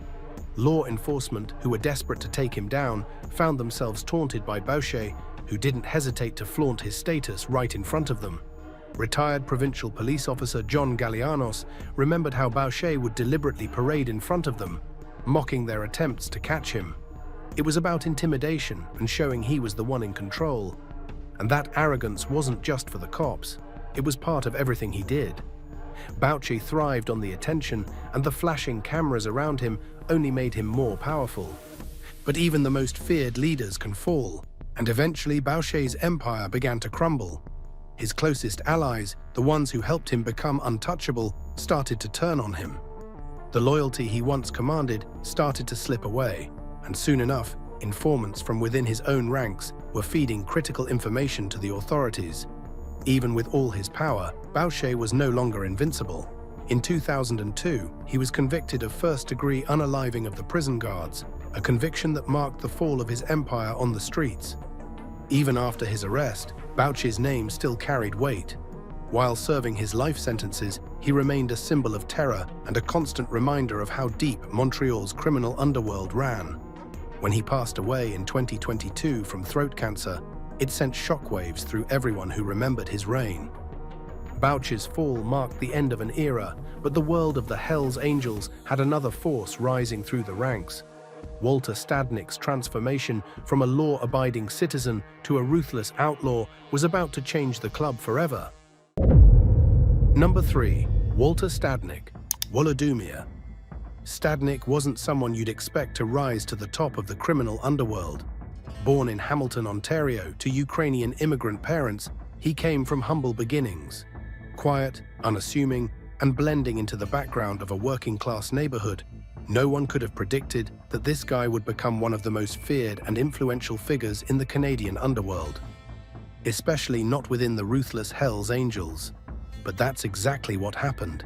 His rise to power was brutal, and it caught the attention of everyone who mattered in the world of organized crime.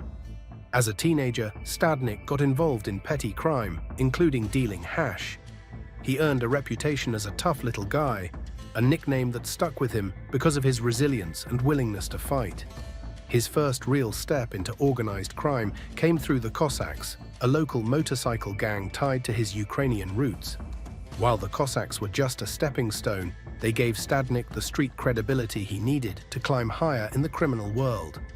His involvement in drug trafficking escalated quickly, and his criminal record began to pile up with charges for drug possession and other offenses.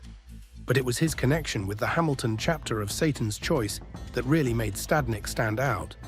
His relationship with Mario the Wop Parente was intense, and it eventually led to Stadnik's split from Satan's Choice. He then moved on to the Wild Ones, a gang deeply involved in criminal operations and working as subcontractors for the mafia. The Wild Ones were already entrenched in the illegal world, handling drugs and other criminal activities, and Stadnik rose through the ranks quickly. His reputation as a reliable enforcer, especially after surviving a bloody clash with the Outlaws' motorcycle gang, solidified his place as a force to be reckoned with. Even after a violent battle that left several Wild Ones members unalived, Stadnik not only survived, but came out stronger. By the late 1970s, Stadnik had his eyes on the Hells Angels, wanting to expand their influence into Ontario. In 1978, he reached out to the notorious gang and worked to integrate the Wild Ones into the Hells Angels as their Ontario chapter.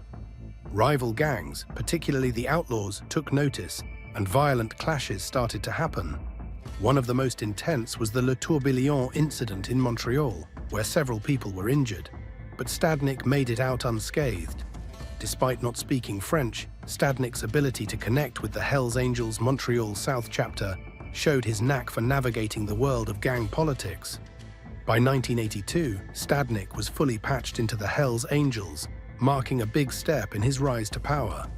Throughout the 1980s, his reputation only grew. He gained more attention after a high-profile unaliving in Hamilton, which brought even more focus to his activities. His position within the Hells Angels became even stronger, and by the mid-1980s, he was a key figure in the club's operations. One defining moment came in 1984, when he survived a nearly fatal traffic accident that left him severely burned. But rather than breaking him, it made him stronger. His scars became a symbol of his resilience, and even while recovering, he was protected by both Hells Angels members and local law enforcement, just showing how dangerous and influential he had become. Stadnik's rise to national president of the Hells Angels in Canada was all about strategy and building the club's power. He knew that violence alone wouldn't guarantee long-term success. Alliances and controlling the right territories were key. One of his biggest successes was expanding the club through patching over rival gangs, instead of engaging in constant violence. His big win came in 1988, when he convinced the Vikings in Quebec City to join the Hells Angels, which helped solidify his influence. By the 1990s, Stadnik was being watched closely by law enforcement in both Quebec and Ontario, who considered him one of the most dangerous men in the Hells Angels. His ability to expand the club, especially into Manitoba and southern Ontario, was a huge part of the Hells Angels' growing criminal empire. But it wasn't just his violent side that made him so dangerous. It was his ability to recruit skilled, ruthless people to his cause. For example, Donald Bam Bam Magnuson, known for his brutality, played a crucial role in Stadnik's operations in northern Ontario, where the drug trade was booming. His manipulation and control only added to his dangerous persona. He knew how to stay ahead of the law, avoiding conviction in several legal cases using his street smarts. His wealth and flashy lifestyle, big money, designer clothes, and luxury only added to the myth of his power. Even while under legal pressure, he kept growing the Hells Angels, while many of his rivals faltered. But in 2004, the law finally caught up with him. Stadnik was convicted of conspiracy to commit unaliving, drug trafficking, and other gang-related crimes. Despite trying to stay under the radar, he was sentenced to 20 years in prison, marking the end of his reign as one of the top leaders of the Hells Angels in Canada. After being paroled in 2014, Stadnik found himself back in the spotlight as his connections to the criminal world stayed intact. Despite working a more respectable job as a construction worker, his past kept following him. In 2019, he was spotted attending the funeral of a retired Hells Angels member, showing that even with parole restrictions, he never really left the gang behind. Stadnik's downfall may have come with a sentence, but this next biker's path to infamy was paved by violence and a complete lack of fear for the law. Number 2. Wayne Canadian Kellestien. By the time he was in his 30s, Kellestien had already crossed the line into one of the most dangerous figures in outlaw motorcycle gangs. A man who not only reveled in violence, but made it part of his brand. His history of violence, intimidation, and control stretched all the way back to 1967, when he began his criminal activities, picking up convictions for mistreatment, weapons offenses, and breaches of the law.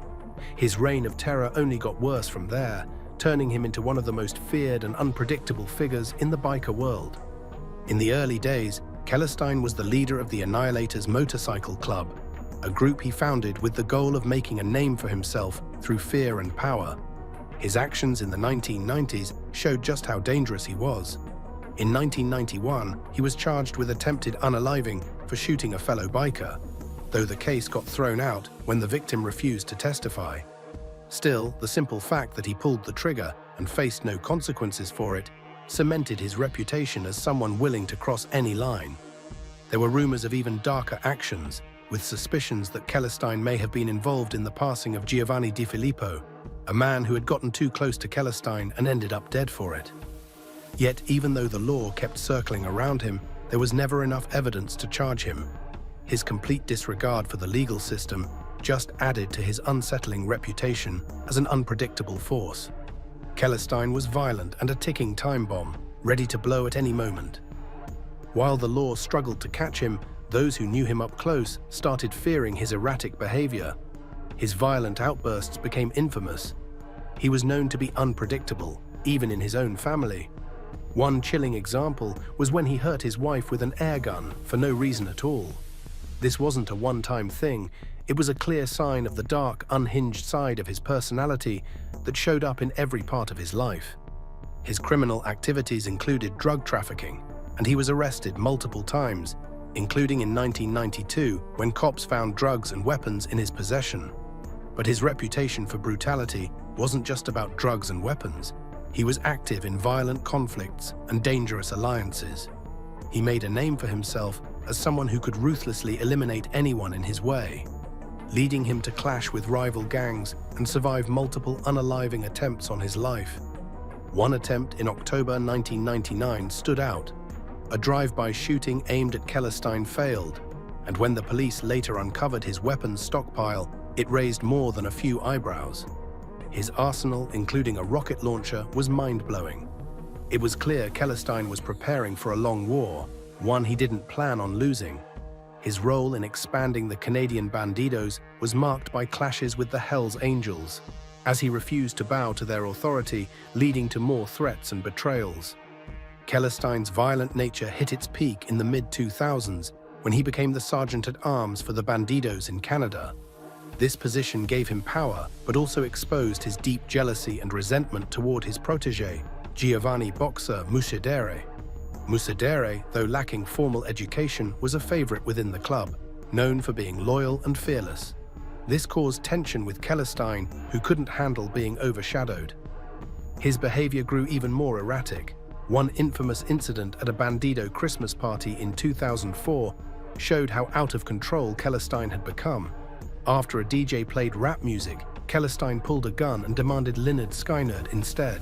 It was just another example of his unpredictability and his inability to keep his temper in check. But it wasn't until 2006 that Kellestien's most terrifying actions would really hit their mark. On April 7th of that year, he set the stage for one of the darkest moments in biker history. Kellestien orchestrated a huge crime at his farm in rural Ontario, where he ordered the unaliving of members from the No Surrender crew, a faction of the Bandidos that had fallen out of favor.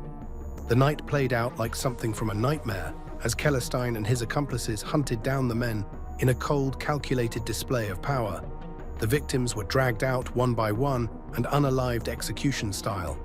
Kellestien, high on alcohol and adrenaline, even mocked the victims, chanting Nazi anthems while emotionally teasing them before pulling the trigger. The victims were later dumped in a field, and Kellestien thought he could cover his tracks. But the evidence was overwhelming. Forensic tests, including ballistic analysis and DNA found at his farm, quickly tied him to the crimes. Kellestien's cocky attitude during the investigation only confirmed what everyone already knew. He had no remorse. Throughout his trial, Kellestien's arrogance was on full display. He taunted the media, mocked the investigators, and even tried to manipulate witnesses, making it clear that he had no regard for life or the law. In 2009, after years of legal back and forth, he was convicted of multiple crimes, marking the end of his reign of terror. The fear he instilled in his enemies, and even in his own allies, showed just how dangerous he truly was. Kellestien's crime was the pinnacle of his reign of terror, but his actions were just one chapter in the brutal legacy of the Hells Angels. At the heart of that legacy was Sonny Barger, the man who molded the club into a feared force. Number 1, Sonny Barger. Before he became the face of the Hells Angels, Sonny Barger pulled off a stunt that would set the tone for the rest of his life. He lied his way into the army at just 16 using a forged birth certificate. He was kicked out when they figured out his real age, but that early act of defiance showed exactly what kind of man he was. Fearless, rebellious, and willing to break the rules to get what he wanted. Born Ralph Hubert Barger Jr. on October 8, 1938 in Modesto, California, Barger went from a tough childhood to becoming the most infamous outlaw biker in history. His leadership of the Hells Angels shaped the club's legacy and made him a legend in American counterculture. The 1960s and 1970s were a wild ride for Barger and the Hells Angels. The club's reputation for trouble constantly put them at odds with the law and rival gangs. In 1965, he was convicted of mistreatment with intent to unalive after a bar fight where he shoved a gun into a man's mouth and it went off. One of the most infamous moments tied to Barger was the 1969 Altamont Free concert. The Rolling Stones hired the Hells Angels for security, paying them with $500 worth of beer. But what was supposed to be a music festival turned into chaos when an angel fatally stabbed 18-year-old Meredith Hunter.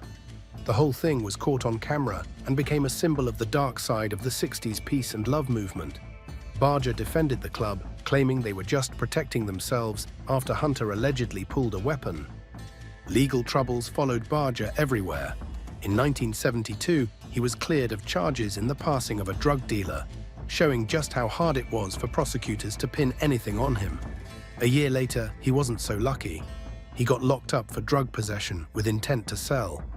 But to him, prison was just part of the lifestyle. He once said that doing time, like going to school or joining the army, was just another part of a full life. The 80s didn't get any easier.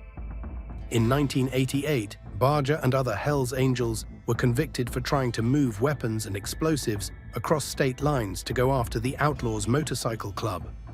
That got him 4 years in federal prison, but even behind bars, his influence in the club never faded. On top of all the legal drama, Barger battled serious health issues. A lifelong smoker, he was diagnosed with throat cancer in the early 80s, which led to the removal of his vocal cords. He had to use a different method to talk and often wore a full-face helmet to protect the hole in his throat while riding. Barger passed on June 29, 2022 at 83. Before he passed away, he left a message to be posted on his Facebook page, saying that he had lived a long and good life filled with adventure. His passing sparked mixed reactions. Some celebrated his rebellious spirit, while others focused on the violence connected to the Hells Angels. More than a dozen notorious biker gang members from Raleigh and Fayetteville. Clubs dare to challenge the Hells Angels and live to tell the tale. With their vast criminal empire, brutal reputation, and a willingness to destroy anyone who stands in their way, the Angels have spent decades eliminating rivals and cementing their dominance. But not every enemy backed down. Some clubs fought back, and some nearly brought the Hells Angels to their knees.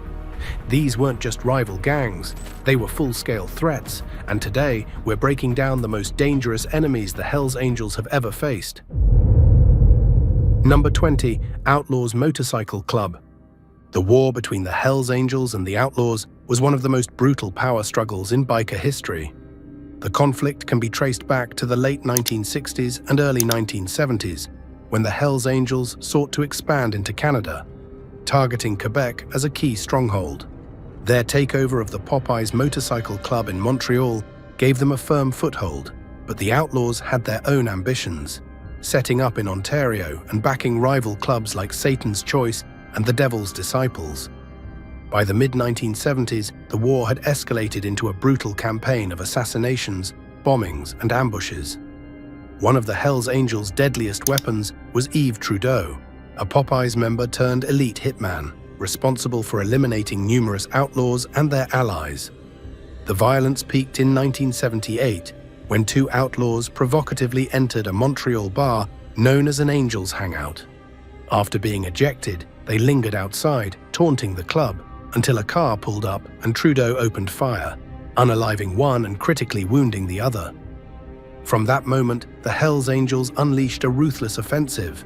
Bombs detonated under outlaws' cars, gunmen stormed clubhouses, and drive-by shootings became an almost daily occurrence. A high-ranking outlaw was assassinated in broad daylight with a car bomb, sending the message that nowhere was safe. The outlaws struggled to mount a defense, and for 3 months they were on the back foot, losing members and territory at an alarming rate.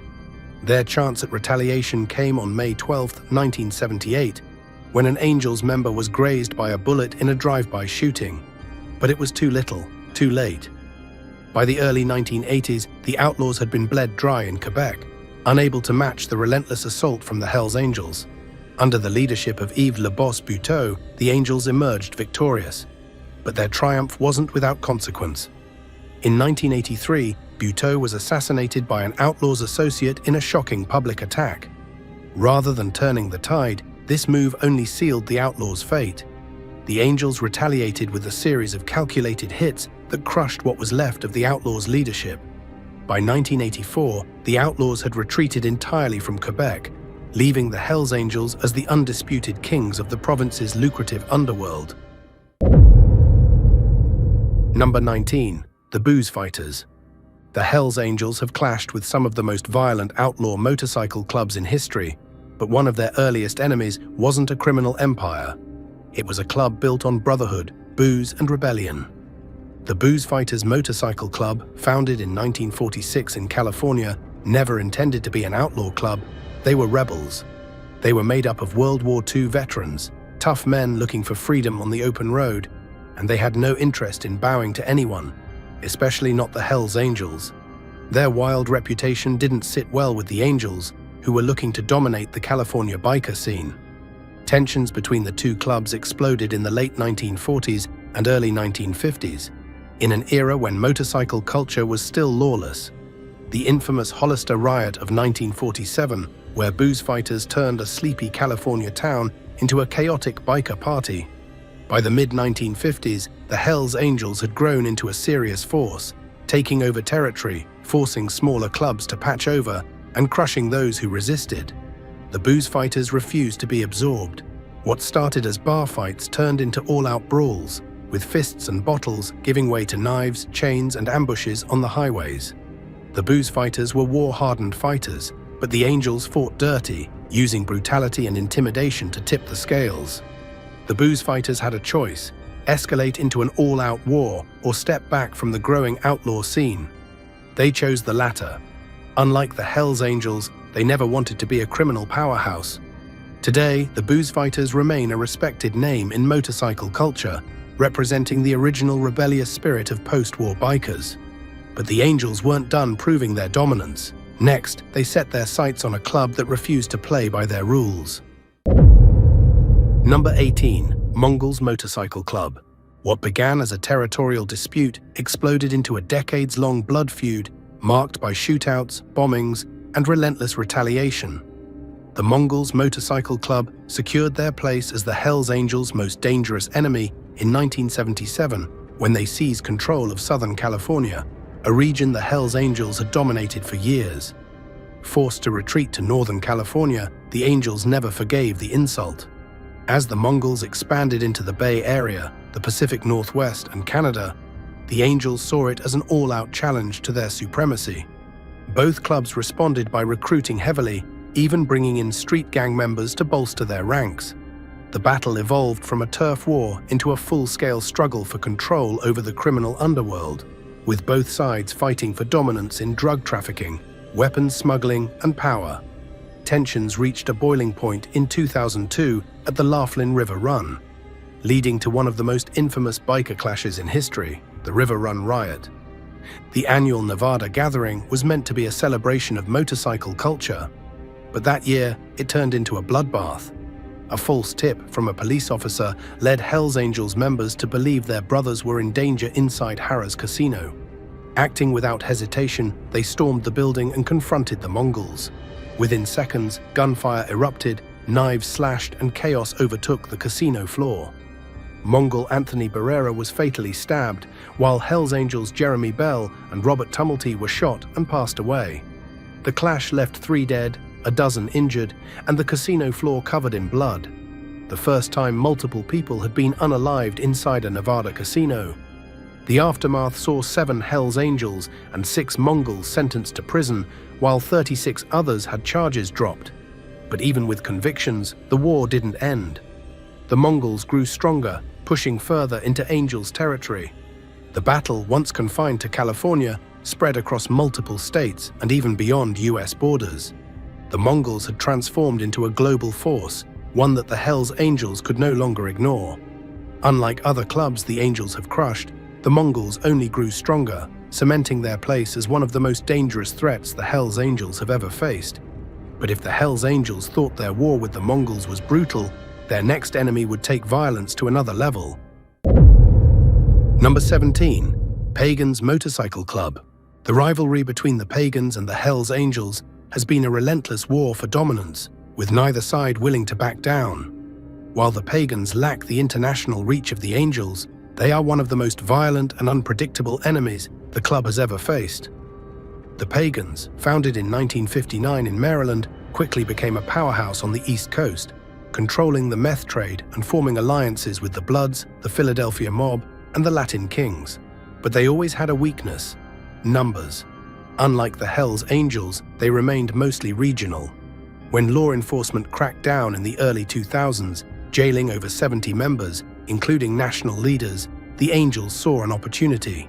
They invaded the Pagan stronghold in Philadelphia, attempting to wipe them out. The first major strike was a botched assassination attempt on Philadelphia chapter president Steve "Gorilla" Mandin, who miraculously survived being shot 9 times. With their target still breathing, the Angels flipped Thomas "Thinker" Wood, Mandin's second in command. His defection was an unforgivable betrayal, and the Pagans had to respond. Their revenge came on February 23, 2002, when over 70 Pagans stormed the Hellraiser Ball, a Hells Angels event in Plainview, New York. Armed with knives, bats, and axes, they tore through the venue, smashing exhibits and attacking rivals. The Angels fought back, and within minutes, Raymond Dwyer opened fire, unaliving 1 Pagan and wounding 5 others. Chaos ensued, with 73 bikers arrested in one of the biggest mass arrests in biker history. The war escalated further when Thinker Wood was shot on Interstate 76 shortly after his defection. Though his passing remains unsolved, few doubt the Pagans were behind it. Over the years, the club adapted, launching the Blue Wave Initiative in the mid-2000s and 10s, a massive recruitment drive to expand into Hells Angels territory. By 2021, they had opened over 30 new chapters, signaling that the war was far from over. The rivalry reignited on May 2022, when over 100 Hells Angels rode into Fall River, Massachusetts, a pagan stronghold. A faction of 40 Angels broke off and attacked the Pagans' clubhouse, leading to a brutal street fight. By the time police arrived, 7 bikers were hospitalized. The clubhouse was shut down, and 2 months later, the FBI raided Hells Angels properties across the state. For now, law enforcement has suppressed major conflicts, but no one believes the war is over. But while the Pagans fought for survival on the East Coast, another enemy in Quebec was waging a war so brutal it would leave the entire province in fear. Number 16. Rock Machine Motorcycle Club. The war between the Hells Angels and Rock Machine MC nearly tore Quebec apart. What started as a dispute over drug distribution spiraled into a years-long bloodbath, with bombings, assassinations, and public unalivings, leaving over 160 dead and 200 injured. By the early 1990s, the Hells Angels dominated the province's drug trade, backed by the Montreal Mafia and a network of puppet clubs. But their expansion was blocked by Salvatore Cazzetta, who controlled a powerful criminal network. In 1994, Cazzetta was arrested in Florida, leaving a power vacuum that Maurice Boucher of the Hells Angels sought to exploit. He ordered all Montreal drug dealers to buy exclusively from the Angels, or die. But the Rock Machine, led by Giovanni Cazzetta, refused to bow. On July 13, 1994, the war erupted when Rock Machine gunmen shot a Hells Angels-affiliated Death Riders member. The next day, another Angel was gunned down. What followed was an explosion of violence, over 80 bombings, 130 arson cases, and at least 20 disappearances. One of the most shocking moments came on August 9, 1995, when a car bomb unalived Mark Dube in a residential area. The explosion sent shrapnel flying, striking 11-year-old Daniel Desrochers, sparking public outrage. By 2001, after Operation Springtime, hundreds of bikers were arrested, including Boucher, dismantling the rock machine. Some members joined the Bandidos, but after the Shedden massacre in 2006, they were effectively wiped out. The war left Montreal scarred, proving that in the world of outlaw bikers, no enemy is ever truly gone, only waiting for a chance to rise again. But while the Rock Machine War left Montreal in ruins, the Sons of Silence were proving that even in the Midwest, the Hells Angels would face enemies who refused to be crushed. Number 15. The Sons of Silence. The war between the Hells Angels and the Sons of Silence began as a struggle for control over key drug routes and escalated into a brutal conflict. The Sons of Silence, founded in Colorado in 1966 by Bruce Gale, the Colonel Richardson, were smaller but fiercely loyal and well organized. Unlike other clubs that the Angels had absorbed or destroyed, the Sons of Silence refused to submit. As the Angels expanded into the Midwest, the Sons of Silence resisted, triggering a war that would span multiple states. Violence erupted across the country, with bombings and arson attacks targeting clubhouses on both sides. Sons of Silence members ambushed Hells Angels gatherings, forcing brutal retaliations. The conflict wasn't limited to back roads or secluded biker bars. These attacks played out in broad daylight, in public spaces, with innocent bystanders caught in the chaos. The Sons of Silence proved they could match the Angels' aggression, striking back with calculated ferocity. The war reached its peak when street battles and drive-by shootings became regular occurrences. In one particularly violent exchange, bikers engaged in a full-scale gunfight in a busy city street, leaving multiple casualties. Law enforcement, overwhelmed by the sheer scale of the violence, launched aggressive crackdowns, raiding clubhouses and making mass arrests. Eventually, the war took its toll. The Hells Angels, facing mounting law enforcement scrutiny and struggling to maintain control in the region, realized that prolonged conflict was unsustainable. While the open warfare subsided, tensions between the clubs never fully disappeared. Just as the Sons of Silence held their ground in the Midwest, the Vagos were about to prove that even in the Hells Angels' own backyard, there were rivals bold enough to challenge their rule. Number 14. Vagos Motorcycle Club. Vagos Motorcycle Club, formed in the 1960s, had no intention of bowing to the Hells Angels, and their defiance led to decades of bloodshed across multiple states. The Angels had long ruled California's outlaw biker world, but in San Bernardino, a new force was rising, the Vagos. Determined to carve out their own empire, they expanded rapidly, bringing them into direct conflict with the Angels. By the 2000s, both clubs were targeted by law enforcement in massive undercover operations. But rather than slowing the war, the pressure only made it more brutal. In 2010, the long-simmering rivalry erupted in Santa Cruz, California, traditionally Hells Angels territory. When Vagos members rode into town looking for a fight, a chase through the streets ended in a violent confrontation, but that was just the beginning. In 2011, the war reached its most infamous moment inside the Nugget Casino in Sparks, Nevada. When members from both clubs crossed paths, a brawl erupted, and Vagos member Ernesto Gonzalez pulled a gun, assassinating Hells Angels leader Jeffrey Pettigrew in front of stunned onlookers. Pettigrew was a club legend, and his death triggered an immediate wave of retaliation. Even within the Angels, the war caused fractures. At Pettigrew's funeral, an internal dispute turned deadly when one member shot another in an argument over the club's response.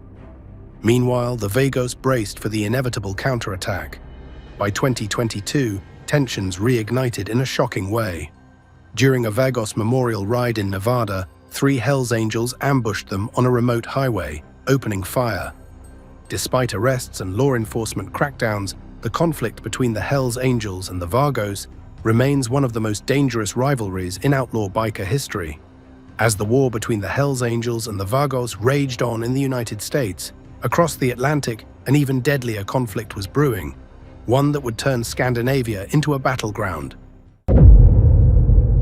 Number 13, Bandidos Motorcycle Club.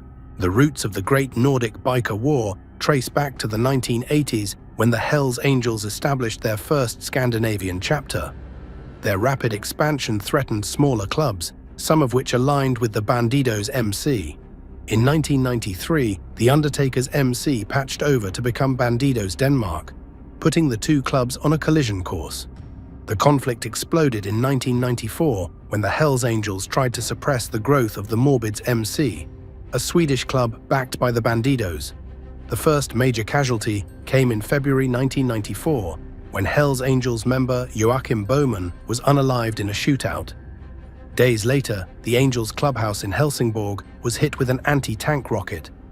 The violence escalated as Bandidos allies in Finland gunned down a Hells Angels-aligned club president in June 1994, followed by a shootout in Oslo in February 1995. Unlike typical biker wars, this conflict saw both sides using military-grade weapons. The Hells Angels struck back in July 1995, unaliving Bandidos Sweden president Michael Joe Ljunggren. The Bandidos retaliated with coordinated rocket attacks on Hells Angels properties. On Christmas Day 1995, a brawl in Denmark escalated tensions further.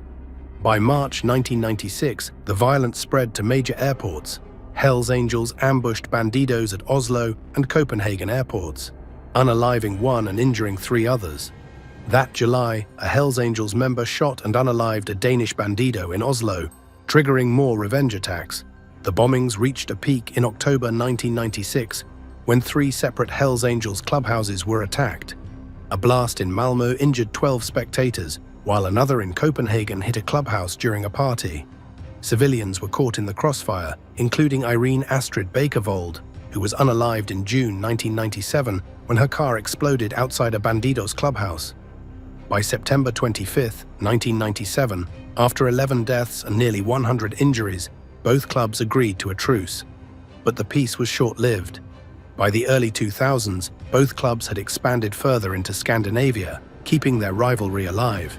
To this day, whenever the Hells Angels and Bandidos cross paths, violence is never far behind. Just as the Hells Angels were battling for control in Scandinavia, another brutal war was unfolding in Australia. Number 12, Comanchero Motorcycle Club. The conflict between the Hells Angels and the Comanchero Motorcycle Club has shaped the landscape of organized crime in Australia. The Comanchero, founded in 1966 by former soldier William Jock Ross, quickly became one of Australia's most feared biker gangs. Ross ruled with military-style discipline, but his harsh leadership led to internal fractures. In 1983, a faction defected to form the country's first Bandidos chapter, leading to the Milpera massacre, a shootout that left 7 dead, including an innocent 14-year-old girl. By the 1970s, the Hells Angels had expanded into Australia, but they faced resistance from clubs like the Comanchero. The two clubs clashed multiple times, but the war escalated in 2009 with the Sydney airport brawl. Members from both clubs were on the same flight from Melbourne to Sydney, and when they landed, tensions erupted into an all-out fight. In front of horrified travelers, bikers wielded metal bollards and turned the terminal into a battlefield. Hells Angels associate Anthony Zervas was beaten, marking one of the most high-profile unalivings in the feud. Mick Huey, the Comanchero leader involved in the airport brawl, was later convicted of physical harm, but his imprisonment didn't stop the violence. Upon his release, tensions continued to rise. Then, in 2018, Huey was shot in a drive-by while sitting in his luxury car outside a Sydney gym. The battle intensified again in 2013 during the Broadbeach Brawl, a massive street fight involving the Comanchero, Bandidos, and other outlaw clubs. The chaos led to one of the biggest crackdowns in Australian history, with stricter laws targeting biker gangs. But despite government efforts, the war has continued through drive-by shootings, firebombings, and targeted assassinations, as both clubs fight for control of the lucrative drug trade. In 2020, the sniper-style assassination of former Rebels president Nick Martin at a public event highlighted just how brutal and sophisticated these gang wars had become. While a special forces-trained hitman was arrested for the unaliving, authorities believe it was linked to the Comanchero MC. With over 3,500 patched bikers across 35 outlaw motorcycle clubs, Australia remains a battleground for biker wars. Unlike North America and Europe, where the Hells Angels dominate, Australian outlaw clubs continue to resist. But in the battle against this next enemy, even innocent bystanders became collateral damage. Number 11, Finks Motorcycle Club. One of its most tragic casualties of the war between the Hells Angels and the Finks Motorcycle Club was Jason de Yeso, an innocent man caught in the crossfire of a deadly power struggle. His 2012 unaliving was the culmination of an escalating war between the two clubs, a conflict that has pushed both sides to extreme lengths in their fight for control. The Finks have long been one of Australia's most defiant outlaw clubs, refusing to bow to the Hells Angels' dominance. While other clubs have been crushed or absorbed, the Finks have held their ground, expanding their numbers and fighting back with firebombings, drive-by shootings, and brutal ambushes. Their resistance has led to years of bloodshed, with both clubs locked in a vicious cycle of revenge. By late 2012, the war escalated when the home of the Alzuain family, alleged Hells Angels members, was firebombed, a move that demanded immediate retaliation. Seeking revenge, a group of Hells Angels and their associates stormed a tattoo parlor owned by Finks member Charles Bonici. They trashed the shop, mistreated employees, and made it clear they were out for blood. But Bonici had already fled. Tracking him down, the gang arrived at a workshop in Puraka, expecting to find him. Instead, they found Jason de Yeso, a completely innocent bystander. In broad daylight, the men walked up to the workshop's roller door, pulled out their weapons, and opened fire. De Yeso, who had stepped outside, was shot at point-blank range with a sawn-off shotgun. Employees inside the shop scrambled for safety as gunfire tore through the building. Law enforcement launched an extensive investigation, leading to the arrest of 8 men linked to the Hells Angels. Prosecutors revealed that De Yeso's passing was not random. It was part of a calculated war between the Finks and the Hells Angels. Years after De Yeso's passing, tensions between the two clubs remain high. The streets of Australia remain a battleground, and as long as both clubs exist, the fight for supremacy will never be over. But this next enemy didn't just fight back. They were going to turn the streets into a war zone. Number 10, the Rebels, are the country's largest outlaw motorcycle club, expanding into Europe, Southeast Asia, and New Zealand. Unlike other clubs that either folded or submitted to the Hells Angels, the Rebels have continuously pushed back. One of the most high-profile disputes erupted in Scarborough, Perth, over control of lucrative businesses, including a tattoo parlor. Former Rebels boss Nick Martin sought to expand the club's presence, but the Hells Angels, who already claimed the area, weren't about to share. A confrontation between Martin and Dane Brockovich, the Hells Angels sergeant-at-arms, escalated into an all-out brawl, igniting a new wave of violence. Just weeks later, on December 12, 2020, Nick Martin was assassinated at a Perth drag racing event in front of a massive crowd. A sniper, later revealed to be a highly trained ex-Special Forces soldier, took the shot from 300 meters away, with the bullet passing through Martin and injuring an 8-year-old boy. The $300,000 contract was reportedly ordered by Comanchero MC associate David James Pye. While the shooter was caught, his cooperation with law enforcement led to even more fallout among the clubs. Authorities immediately suspected the Hells Angels, as Martin's growing influence threatened their stronghold in key territories. His death was one of the most high-profile assassinations in outlaw biker history. Shootings, bombings, and brutal ambushes followed as both clubs sought revenge, turning Australia into a battleground. This wasn't the first time the Rebels had gone head-to-head with the Hells Angels, and it wouldn't be the last. Both clubs have expanded globally, taking their rivalry beyond Australia's borders. In response to the escalating violence, Australian authorities launched one of the largest crackdowns on outlaw clubs in history. Police targeted the Rebels, Hells Angels, and other clubs, raiding clubhouses, seizing weapons, and making mass arrests. The government introduced anti-biker laws, making it illegal for club members to gather in public or wear colors. But despite the legal pressure, the war continued underground.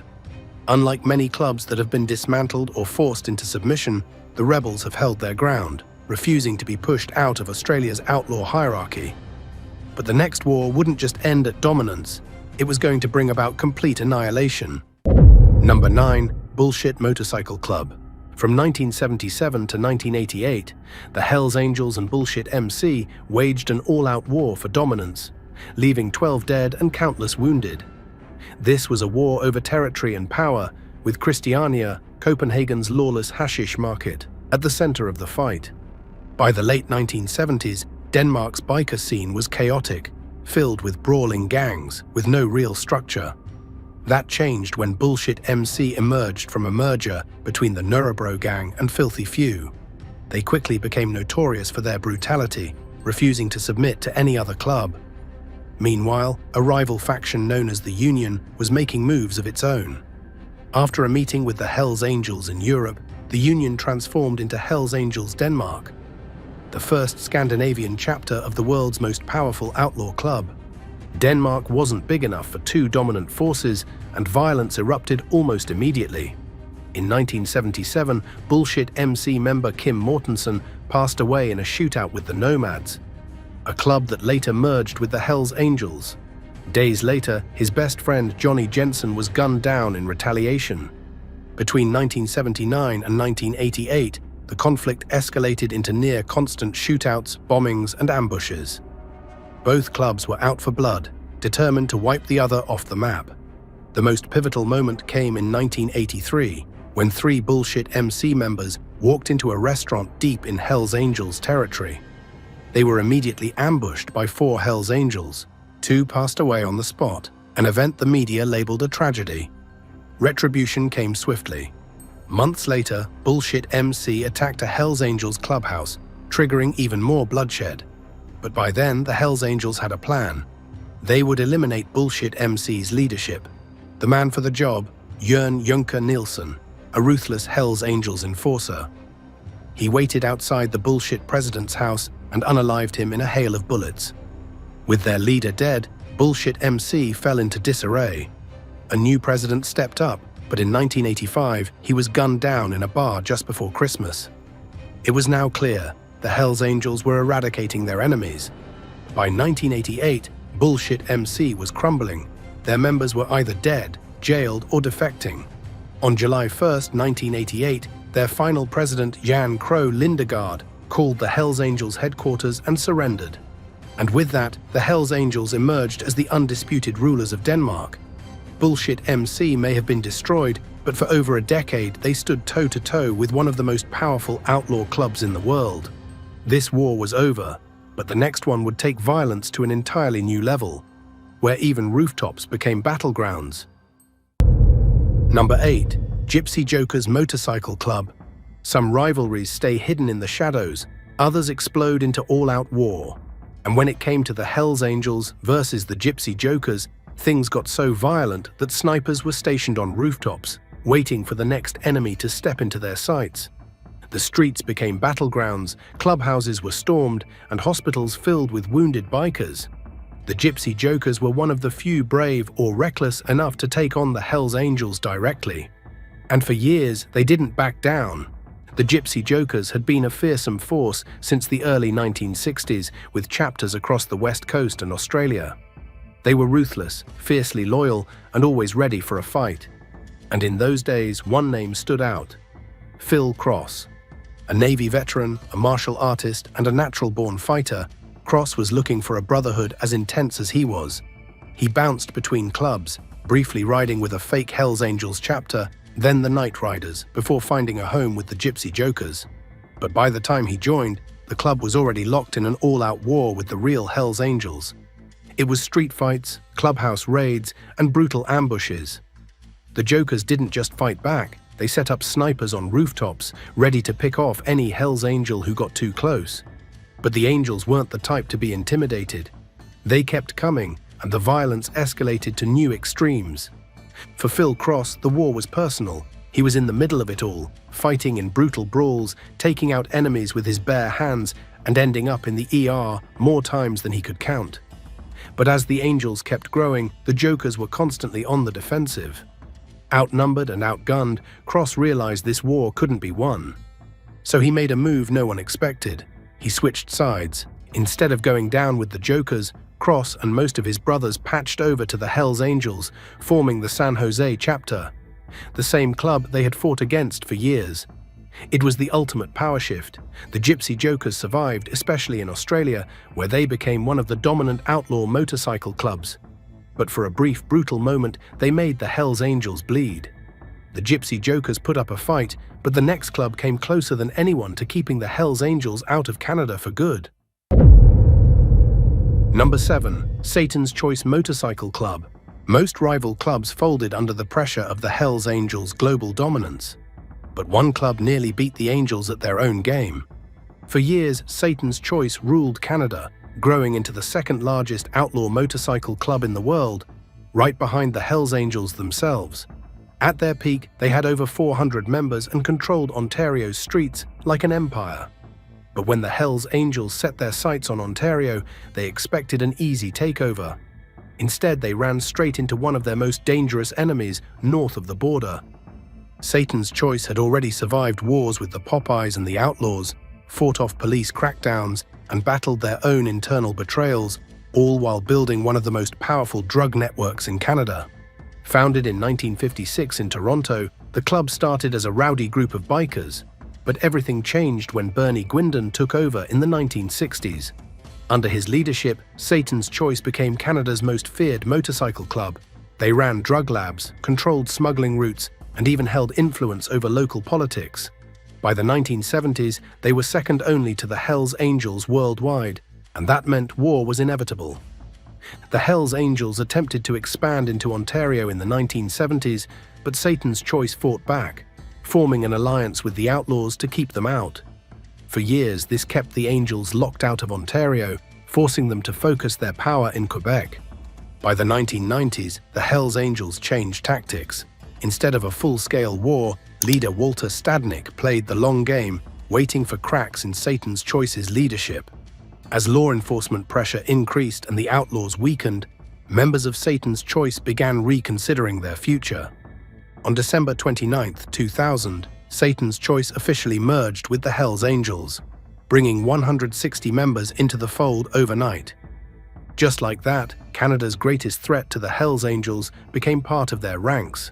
Some Satan's Choice members never adapted, and in 2017, a failed attempt to revive the club was quickly shut down. In the end, the Hells Angels won. Satan's Choice may have fallen, but the next club never did, no matter how hard the Hells Angels tried. Number 6. The Highwaymen.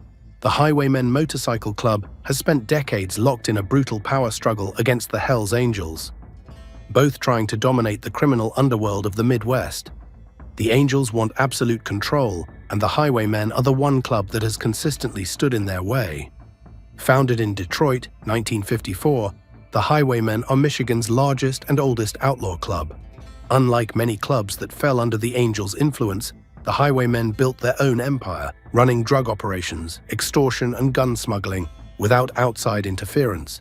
This independence made them a target. The Angels had long controlled the Midwest through sheer force, but Detroit was Highwayman territory, and they were ready to fight for it. Law enforcement reports have linked both clubs to bombings, ambushes, and targeted hits, as each side tried to gain the upper hand. The Highwaymen met the Angels' aggression with their own, cementing their reputation as one of the most fearless outlaw clubs in the country. They dug in, fortified their numbers, and fought back with a level of ferocity that caught even the Angels off guard. Despite their strength, the Highwaymen have faced intense pressure from both the Hells Angels and law enforcement. High-profile arrests, RICO cases, and federal crackdowns have weakened the club, but they still hold onto their stronghold. The Highwaymen may have held their ground in Detroit, but the next club proved just as relentless in defending its turf. Number 5. Iron Horseman Motorcycle Club.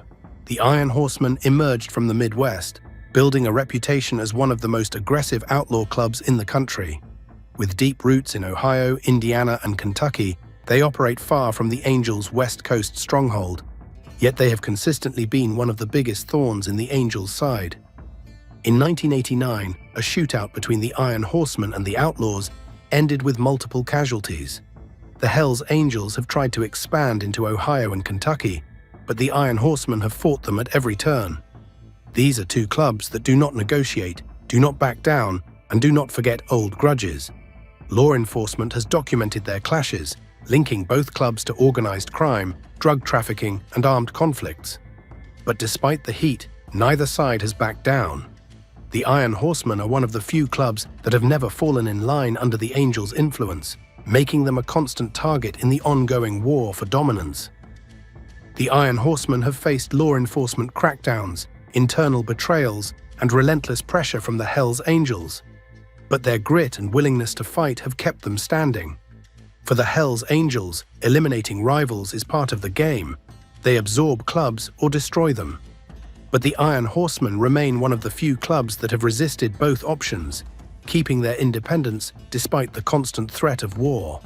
They stood their ground, but the next club took defiance to another level, refusing to be controlled no matter the cost. Number 4, the Grim Reapers. For the Hells Angels, most enemies either fall in line or fall apart. But the Grim Reapers Motorcycle Club refused to do either. Since their formation in 1965 in Louisville, Kentucky, the Grim Reapers built a reputation as fiercely independent and dangerously unpredictable. Despite being a second-tier club compared to the Big Four, their alliances, criminal operations, and defiant nature have put them at constant odds with the Hells Angels. And when these two clubs clash, it's anything but peaceful.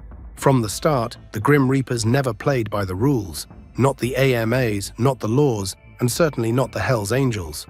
Their three-piece patch, strict bylaws, and secretive initiation process made it clear they were more than just a social club. They carved out territory across Kentucky, Indiana, Illinois, Tennessee, and Iowa, securing strongholds that the Hells Angels wanted. Their alliance with the Outlaws MC, one of the Angels' most bitter enemies, made things even more explosive. But what truly set them on a collision course with the Hells Angels was their unwillingness to be controlled. As the Hells Angels expanded into the Midwest, they expected resistance, but the Grim Reapers weren't backing down. They were already entrenched in the drug trade, moving massive amounts of cocaine and methamphetamine. Their operations were pulling in millions, and they weren't about to hand over a piece of their empire.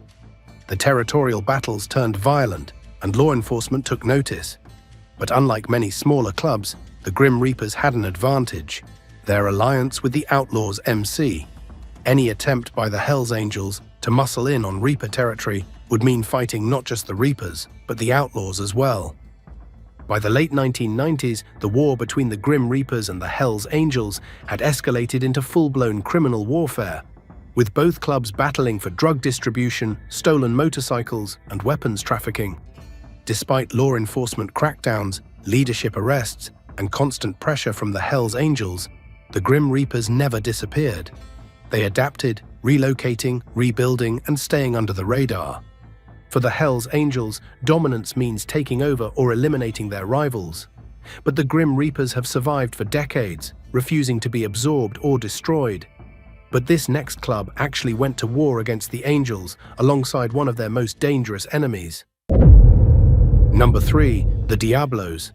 Some clubs bow to the Hells Angels, others fear them.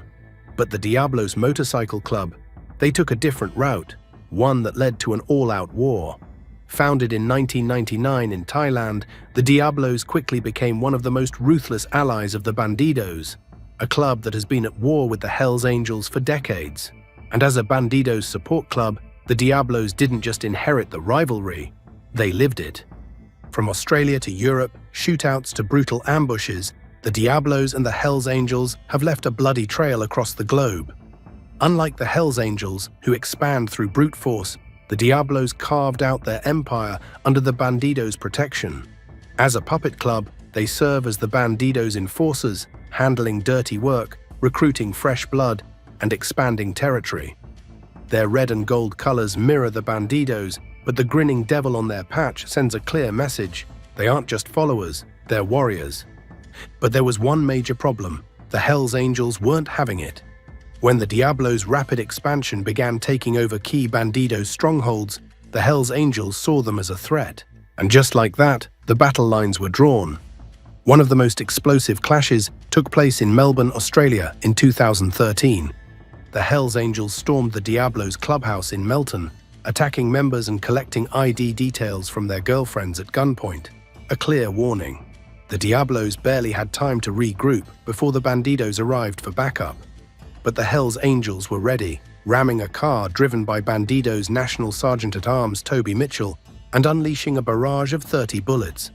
Mitchell was shot in the arm, and another Bandido was wounded. This was a declaration of war. The Diablos' expansion into Finland put them in the crosshairs of law enforcement and the Hells Angels. In 2012, Diablos member Timothy Stewart Robinson shot a man inside a restaurant in Oulu, just weeks after beating another victim with a baseball bat and an iron pipe. He was sentenced to 4.5 years in prison, but the damage was done. The Diablos weren't just a support club anymore, they were a force of their own. With both clubs engaged in drug trafficking, extortion, and arms dealing, the Diablos' presence in Finland threatened the Angels' growing influence in Scandinavia. The Hells Angels retaliated not just with violence, but with political influence and legal attacks. In 2012, the Diablos' Heinsberg chapter in Germany was banned, alongside the local Bandidos chapter.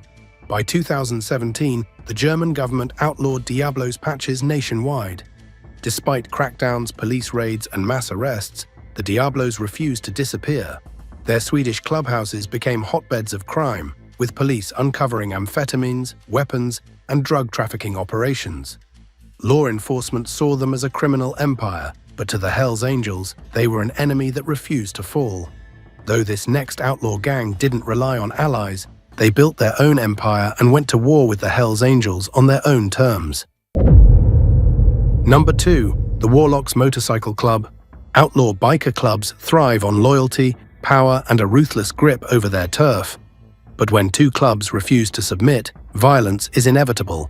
For over 50 years, the Hells Angels and the Warlocks have been locked in one of the most brutal and relentless rivalries in outlaw history. With both clubs fighting for dominance, especially along the East Coast, their war has left behind a trail of bodies, burned-out clubhouses, and blood-soaked streets. The Angels may have had global infamy, but the Warlocks weren't the type to back down. And when both clubs wanted the same turf, there was only one way to settle it: through bullets, firebombs, and full-scale warfare. The Warlocks emerged in 1967 in Philadelphia, founded by ex-military men and hardened street bikers who didn't just embrace the outlaw lifestyle, they defined it. Built on drug trafficking, extortion, and violence, the club expanded aggressively throughout Pennsylvania. But their growth put them on a direct collision course with the Hells Angels, who already had their grip on the East Coast drug trade. The war erupted in 1974 when Warlocks members ambushed and beat a Hells Angel in Philadelphia over a territorial dispute. The Angels responded immediately, and from that moment, the Warlocks became sworn enemies. Over the next decade, their battles spread across Pennsylvania, New Jersey, and New York, with each club launching raid-style attacks, firebombing clubhouses, and leaving members for dead in barroom brawls. But things escalated further in the 1980s, when the Warlocks made a power move straight into Hells Angels territory. In 1980, 300 Warlocks stormed into New York, rolling deep through the streets as a direct challenge. The Angels answered back with stabbings, shootings, and firebombs, turning city streets into battlegrounds. The peak of the war came in 1988, when 4 Hells Angels kidnapped and nearly beat Warlocks leader Craig Goodknecht to death. When the Warlocks tried another intimidation run through New York, the Angels didn't wait. They opened fire, sending their rivals scrambling for cover. By the 1990s, the war had reached a level of pure brutality. In 1994, Warlocks associate Paul Castellano was unalived in Philadelphia. A warning shot from the Angels that they weren't backing down. Instead, the Warlocks ramped up their attacks, leading to a string of unaliving attempts, brawls, and a deadly gunfight at a 2003 motorcycle show in New Jersey. One Hells Angel was unalived after firing on 3 Warlocks, proving that neither side was willing to let this war end. Even prison walls couldn't contain the violence. In Rhode Island's maximum security prison, two high-ranking leaders nearly hurt each other to death in the yard, proving their hatred went far beyond the streets. But outside, the war was still raging. In 2015, a Pennsylvania campground turned into a war zone, leaving one man paralyzed and several others wounded after yet another shootout. Then came 2021, when Warlocks leader David Dresser Jackiela was assassinated outside the Warlocks clubhouse in Philadelphia. Authorities immediately suspected the Hells Angels, a final act of revenge in a war that had already claimed so many lives. For 5 decades, the Hells Angels and the Warlocks have been at war, leaving behind death, destruction, and an unbreakable cycle of revenge. The Warlocks' war with the Hells Angels left a trail of destruction, but another enemy would take the fight even further, turning Australia into a battlefield where no one was safe. Number 1, the Nomads Motorcycle Club. The Hells Angels have built their empire on power, control, and crushing anyone who stands in their way. But few clubs have resisted them with the ferocity of the Nomads Motorcycle Club. Founded in Newcastle, Australia in 1968, the Nomads weren't just another outlaw crew. They were an unpredictable, fiercely independent force. They didn't answer to anyone, and when the Hells Angels tried to exert their influence, it set off one of the most volatile biker wars in Australian history. Unlike most outlaw clubs, the Nomads operated independently, making them hard to control and even harder to take down. But in 2009, everything changed. Scott Orrock, the Nomads' national president, defected to the Hells Angels, taking several members with him. It wasn't just a betrayal, it was an act of war. The very next day, Orrock's Toyota Sora was torched, a clear message that the Nomads weren't going to let his actions go unpunished. The war that followed would shake the Australian biker underworld to its core. Within months, gunmen in balaclavas stormed the Nomads' Sydney clubhouse, opening fire. 3 members were shot in the legs and torso in a ruthless, calculated attack. In retaliation, a wave of shootings, arson attacks, and ambushes followed, turning Australian streets into a war zone. But this conflict ran deeper than Orrock's defection. The Nomads and Hells Angels had been enemies for years, clashing over territory, drug operations, and outlaw dominance. One of the first major explosions of violence came in 2004 at the Newcastle clubhouse. That night, 40 Nomads from the Parramatta chapter, led by Orrock and the notorious Sam Ibrahim, stormed the Newcastle base. The result? Sergeant-at-Arms Dale Campton was shot in both knees, another member was shot in the legs, and a third was beaten and stripped of his jacket and ring in a brutal show of power. The violence spiraled further when Campton turned police informant in 2006, leading to the arrests of Orrock, Ibrahim, and Paul Griffin. But in 2008 they were acquitted, ensuring that the war was far from over. By 2015, police crackdowns tried to suppress the conflict, but neither club backed down. That year, 13 Nomads were arrested in a raid on their Wetherill Park clubhouse.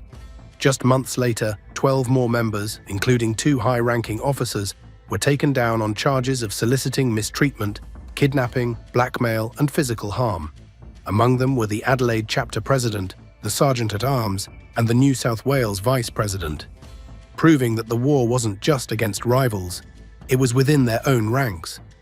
Despite law enforcement pressure, arrests, and internal betrayals, the Nomads and Hells Angels have never settled their feud. Their war has been marked by firebombings, shootouts, and high-profile betrayals, cementing their status as 2 of the most dangerous clubs in Australia. Police investigating the Hells Angels. The underworld has many kings, but only one has been so dangerous, so calculated, they called him the Godfather of Cologne. His name? Nikati Arabaci. From the shadowed back streets of Cologne to the iron grip of the Hells Angels, Nikati crushed anyone who stood in his way. How did a son of Turkish immigrants become one of Europe's most feared biker bosses? How did he manage to escape every time? Here's the story of Hells Angels' most brutal president. Nikati's path begins in Germany. Every kingpin starts somewhere. For Nikati, the journey to power began not in a biker gang, but in the dark corners of Cologne's nightclub scene. Before he was the Godfather of Cologne, he was just another bouncer. Even before that, though, he was a child who was born under dire circumstances. You see, growing up in Cologne's tough streets, Nikati was no stranger to struggle. Born to Turkish immigrants in the unforgiving streets of 1970s, Cologne, Germany, Nikati grew up in a world where survival meant sacrifice. His parents, Fatma and Mehmet, left Turkey for West Germany, chasing a better life. Instead, they faced a relentless struggle just to survive. A cramped apartment, long hours at the factory for Mehmet, and endless menial jobs for Fatma, a woman who had better job opportunities back home. Their dreams faded, swallowed by the harsh reality of being immigrants in a country that saw them as outsiders. Nikati saw everything, though: the exhaustion on his father's face, the quiet disappointment in his mother's eyes, the way people looked down on them, and deep inside something hardened. At school, Nikati was bullied all the time. The other kids never let him forget where he came from, but instead of breaking him, the rejection fueled him. He refused to be small, refused to accept the life the world had assigned him. At a very young age, Nikati began noticing something. In Cologne's streets, respect wasn't given, it was earned, taken. Nikati watched from the sidelines, drawn to the power of the local gangs. They moved with confidence, controlled their surroundings, and demanded authority. Ultimately, it didn't take long for Nikati to step in. At 14, Nikati stood at a crossroads. A gang fight had broken out between older boys, the kind that usually ended with bruises and broken pride. Most kids would have backed away, knowing better than to get involved. But Nikati didn't back away.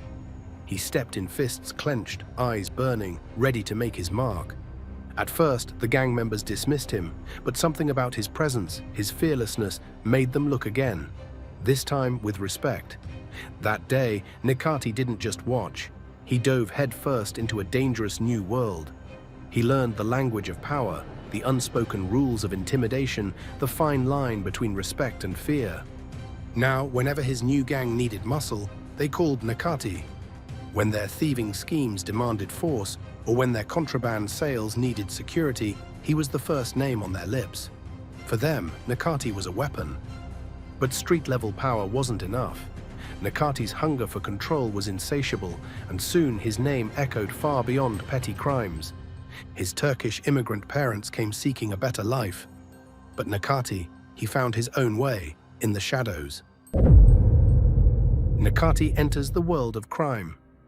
In the 1990s, Cologne's nightclubs and red light districts were a powder keg of violence. Bouncers were more than just security, they were gatekeepers of the underworld. Now Nikati realized the power these bouncers had was useful.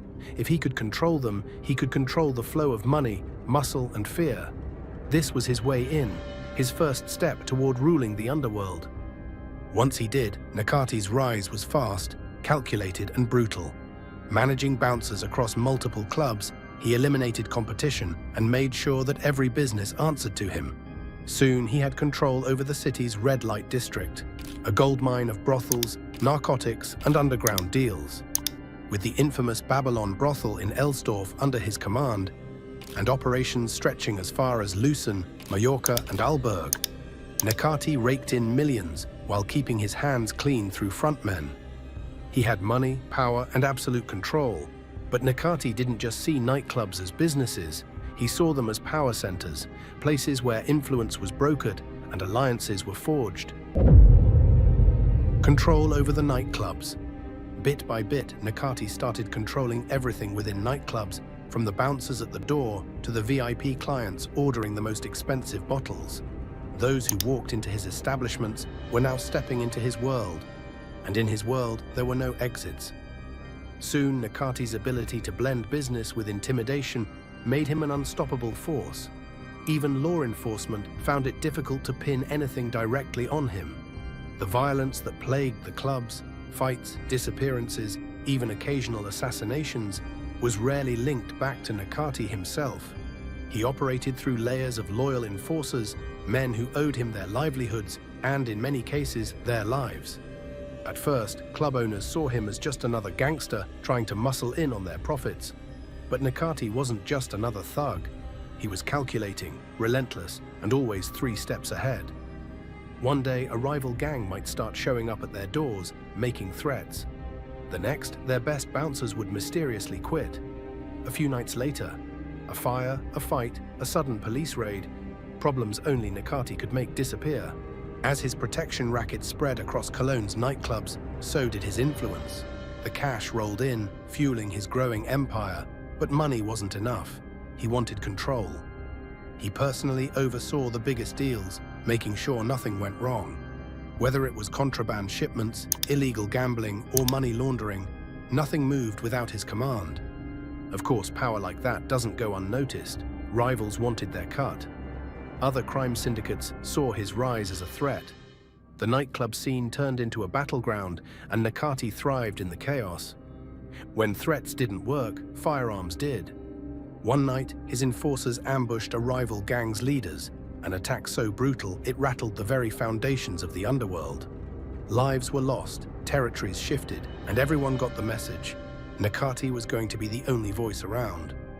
As money poured in, and his enemies were done, or too scared to fight back, Nikati became an untouchable force in Cologne's underworld.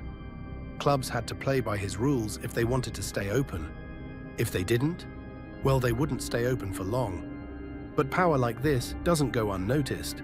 Law enforcement had been watching from the shadows, piecing together the web of intimidation, extortion, and illicit dealings that fueled Nikati's rise. Every bouncer who suddenly disappeared, every club that mysteriously changed ownership, every violent message sent to rivals, it all led back to him. Yet every time they thought they had him, he slipped through their fingers. He had the connections, the lawyers, and most importantly, the money to make problems go away. Now Nikati had already made a name for himself in Cologne's underworld, but when the Hells Angels came knocking, everything changed. Partnering up with the deadly Hells Angels. When you hear the name Hells Angels, you don't just think of motorcycles. You think of leather-clad warriors ruling the highways, their roaring engines a warning to anyone who dares cross them. Born in 1948 in Fontana, California, this notorious brotherhood started as a band of World War II veterans seeking freedom. What they built, however, was an empire of power, crime, and casualties that would stretch across the globe. By the time the 1960s and 1970s rolled in, the Hells Angels weren't just a biker club. They were a criminal underworld on wheels. Smuggling contraband, violent turf wars, and clashes with the law became part of their legend. The 1969 Altamont Free concert put them in the spotlight for all the wrong reasons. When they were hired as security, ultimately a fan was attacked with a blade and soon lost his life. This incident proved that the Angels were a dangerous group of people who played by their own rules. But their influence didn't stop at America's borders. In 1973, Hamburg, Germany, became home to the first Hells Angels chapter in the country. Throughout the 1980s, they expanded deep into West Germany, taking control of red light districts, illegal supply chains, and underground rackets. But they weren't alone. Rival gangs like the Bandidos and Mongols wanted a piece of the action, and soon the streets became a battleground for control. By the 1990s, Germany was a war zone for outlaw motorcycle clubs. Bombings and assassinations became the norm as the Hells Angels and Bandidos fought for dominance. It was during this environment that the Hells Angels began noticing another man who had begun controlling many areas in Germany with violence: Nikati. The Hells Angels saw something in Nikati, a man who wasn't afraid to get his hands dirty, a strategist who could make money flow, and a leader who commanded both fear and loyalty. For Nikati, this was an opportunity to take his empire beyond Cologne's nightclub scene and into something much bigger. With the backing of the Hells Angels, his criminal operations exploded. He now had muscle behind him that even the toughest rival gangs wouldn't dare challenge. Narcotics trade, money laundering, high-end extortion. Nikati had a hand in all. As his power grew, so did his enemies. You see, not everyone within the Hells Angels welcomed him with open arms. Old-school members saw him as an outsider simply because Nikati didn't seem to care much about the rules the Angels swore by. Some Hells Angels members didn't appreciate Nikati's presence. The Hells Angels are a brotherhood forged in fire, loyalty, and an ironclad code. Here, you don't ask to join, you earn your place, or you don't belong at all. Breaking the code, that's not just betrayal, it's a death sentence.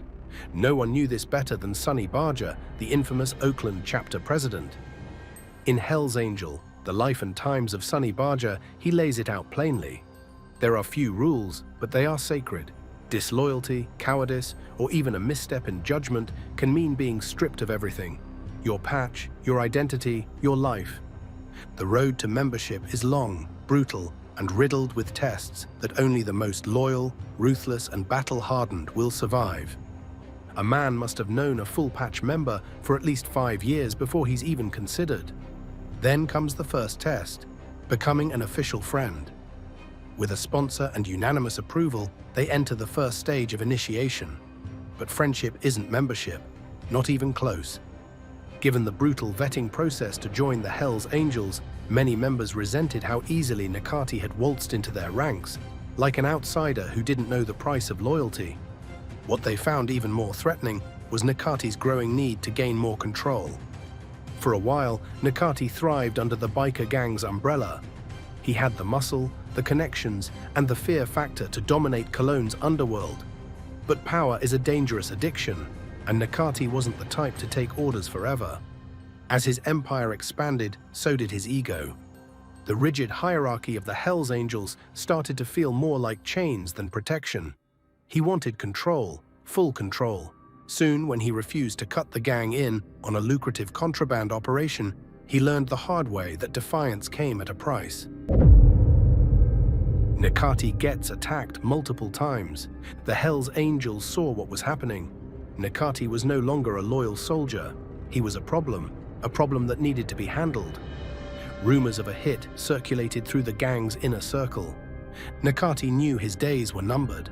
He heard the murmurs, the coded warnings, the talk of an execution designed to make an example of him. What's worse is that Nikati didn't just face danger. He escaped fatal blows twice. 2 assassination attempts became a warning that his enemies weren't giving up. The first one happened when Nikati least expected it. It started like any other night, a quiet street, a high-end SUV gliding through the city, its engine humming beneath the glow of streetlights. Inside, Nikati sat, unaware that within seconds, flames would consume the air around him. Bullets ripped through the windows, shattering glass and tearing into metal. The SUV swerved, tires screeching against the pavement. He was hit. But Nikati wasn't just any target. He was fast and calculating, and as the smoke cleared, he was still breathing. Nikati knew the rules. A man like him didn't just survive an assassination attempt, he answered it. So before the dust had even settled, retaliation was already in motion. But something didn't add up. The attack had been too precise, too perfectly timed. Someone had tipped off the shooters, someone close. Once that realization hit, Nikati knew there was only one thing he had to do. He began purging. Anyone Nikati was suspicious of would soon see the barrel of a firearm. In the end, conflicts kept escalating, and so did the number of enemies. Rival gangs wanted him gone. Law enforcement wanted him behind bars. Even some within his own ranks saw an opportunity in his downfall. Then came the second attempt. This time, it wasn't a drive-by in the dead of night. No, this was broad daylight, in a place that should have been untouchable, a cafe frequented by members of the Hells Angels. Nikati was mid-conversation when the doors burst open. In an instant, gunfire erupted, bullets ripping through the air, shattering glass and injuring many before anyone could react. Nikati barely made it out, but not everyone was as lucky. Several of his associates were slain, and their bodies were a warning that his enemies were no longer content with just near misses. Nikati knew his enemies were getting bolder. They weren't afraid of collateral damage. After this incident, paranoia set in for Nikati like never before. He stopped taking chances. Nikati moved like a ghost, always surrounded by security, always watching his back. His once open door policy, gone. Now even longtime allies had to prove their loyalty again and again. But no amount of caution could stop what was coming.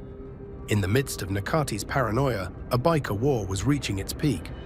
While he was battling his own suspicions among his fellow Hells Angels members, he was plunged into constant wars with rival gangs. Nikati's war for power. With every empire comes a war, and Nikati was no stranger to violence. As his criminal empire expanded, it was inevitable that rival factions would try to challenge his control. Soon the Satara Motorcycle Club entered the picture, a ruthless gang with its own designs on Germany and the Netherlands' underground economy. Safe to say this gang didn't like Nikati's lust for power. Like him, they also wanted control over narcotics, escort services and protection rackets, territories worth millions. What happens when two biker titans refuse to back down? Total and utter chaos. The Hells Angels under Nikati didn't just clash with Satara, they waged war.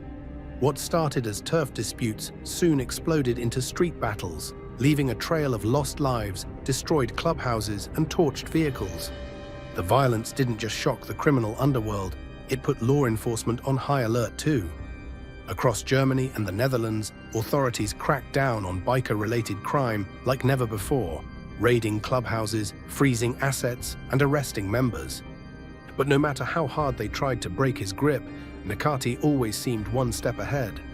While Nikati's gang was feared for its merciless violence, he wasn't just planning his next attack. Instead of fighting every battle, he forged alliances with other powerful criminal groups, reinforcing his control while letting rivals destroy each other. As rival gangs clashed in the streets, Nikati secured his dominance through calculated alliances, extending his power beyond his own gang's reach. The United Tribunes Pact. One of his most significant partnerships was with the United Tribunes, a formidable gang with deep roots in Germany and Turkey. By joining forces, Nikati expanded his empire without raising a single firearm. The United Tribunes provided manpower, territory, and access to illicit markets, strengthening Nikati's hold over narcotics, escort services, and organized crime. No wasted resources, no unnecessary mayhem, just business. It seemed that Nikati continued to gain profits and valuable information from the United Tribunes. The sheer scale of their operations couldn't have been predicted at the time, during the 90s. It wasn't until many years later, in 2010, that the walls would start closing in on them. That year, 5 members of the United Tribunes would find themselves before the Konstanz Regional Court, facing heinous charges that exposed the gang's brutal empire. The accusations: exploitation of adult workers, human trafficking, and violent assaults, all tied to a network that thrived on fear, coercion, and control. More than 20 cases of trafficking were laid out in court, revealing a horrifying cycle where victims were lured, trapped, and forced into escort services. The gang allegedly used threats, beatings, and psychological torment to keep them under their control. It was clear that while law enforcement focused on dismantling Nikati's Hells Angels, they failed to see the web he had spun beneath the surface. Every time authorities closed in on his operations, Nikati allies shielded him, allowing him to slip through their grasp. But while Nikati's empire thrived in the shadows, another war was erupting in broad daylight. Hells Angels versus Bandidos. When it comes to outlaw motorcycle gangs, 2 names reigned supreme, especially in Germany: the Hells Angels and the Bandidos. Both were global powerhouses, both built empires on the same illicit trades, and both had a deep-seated hatred for one another. Of course, in the 1990s, that hatred exploded into an all-out war. At the heart of their rivalry was territory. The narcotics trade, arms trafficking, and control over entire regions weren't just business. They were life and death. As both clubs expanded, their paths crossed in the worst ways possible, leading to a wave of bombings and loss of life that stretched across multiple countries. But the real war started with a brazen ambush in 1996. That March, members of both clubs had attended a biker conference in Europe. Nothing major happened during the event.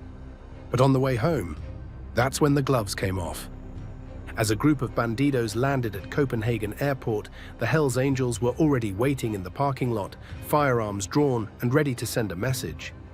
The airport turned into a battlefield as half a dozen Hells Angels opened fire, slaying 1 bandido and wounding 3 others. It was an assassination attempt in one of Europe's busiest airports, a move that shocked the public but made one thing clear: this was war. From that moment, the violence escalated to new extremes, and the feud became one of the deadliest in motorcycle club history. Civilians got caught in the crossfire, businesses burned, and both clubs doubled down on their brutality. If the Copenhagen Airport ambush in 1996 was a declaration of war, then what came next was pure chaos. A few months after the Hells Angels' bold attack, the bandidos decided it was time to send a message of their own, and they didn't hold back. Instead of a covert hit or a drive-by shooting, the bandidos went for something bigger. A Hells Angels clubhouse party was in full swing, packed with more than 150 people, members, associates, and even a few unlucky outsiders. But just as the drinks were flowing and the music was blaring, everything changed. A rocket-propelled grenade came tearing through the clubhouse, exploding on impact. The blast ended the lives of 2 people and left 19 others injured. The building was torn apart, people lay motionless, and the war had officially escalated to military-grade warfare. At this point, even the leaders of both clubs knew things had gone too far. The violence was bad for business, drawing too much heat from law enforcement. So they did what any crime syndicates do when the stakes get too high: they brokered a truce. But not everyone was happy about it. Jeffrey Pike, a ruthless and ambitious bandido on the rise, didn't want to settle. While others wanted peace, Pike saw an opportunity. The war had made him battle-hardened and power-hungry. When he finally became Bandido's president in 2006, the feud hadn't just left a path of destruction, it had left an open wound that would never fully heal. The rivalry only deepened as rejected Hells Angels found a new home with the Bandidos, fueling even more resentment. Both gangs began stealing contraband shipments from each other, a move that guaranteed one thing.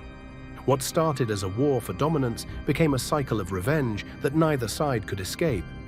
But while the war between the Hells Angels and Bandidos turned the streets into a battleground, another war was brewing behind the scenes. A war that would soon expose just how vast and dangerous Nikati's reign under Hells Angels had gotten. The sheer scale of Nikati and Hells Angels operations get exposed. At the turn of the millennium, the Hells Angels weren't just a motorcycle club. They were a ruthless criminal empire. In Germany, they had reached the height of their power. Nikati, alongside the club's most feared enforcers, ruled the streets with an iron fist. In Hamburg's red light district, the Angels, alongside Frank Hannebuth's Bones MC, took over the Kiez, forcing their way into the lucrative business of adult workers. Their grip on the infamous Reeperbahn Strip was absolute. The Laufhaus and the Pascha became strongholds of intimidation, where money flowed and brutality reigned. Women who resisted faced harsh consequences, pressured into obedience through fear and intimidation. Some were trapped in a life they never chose, exploited as another means for the gang to profit.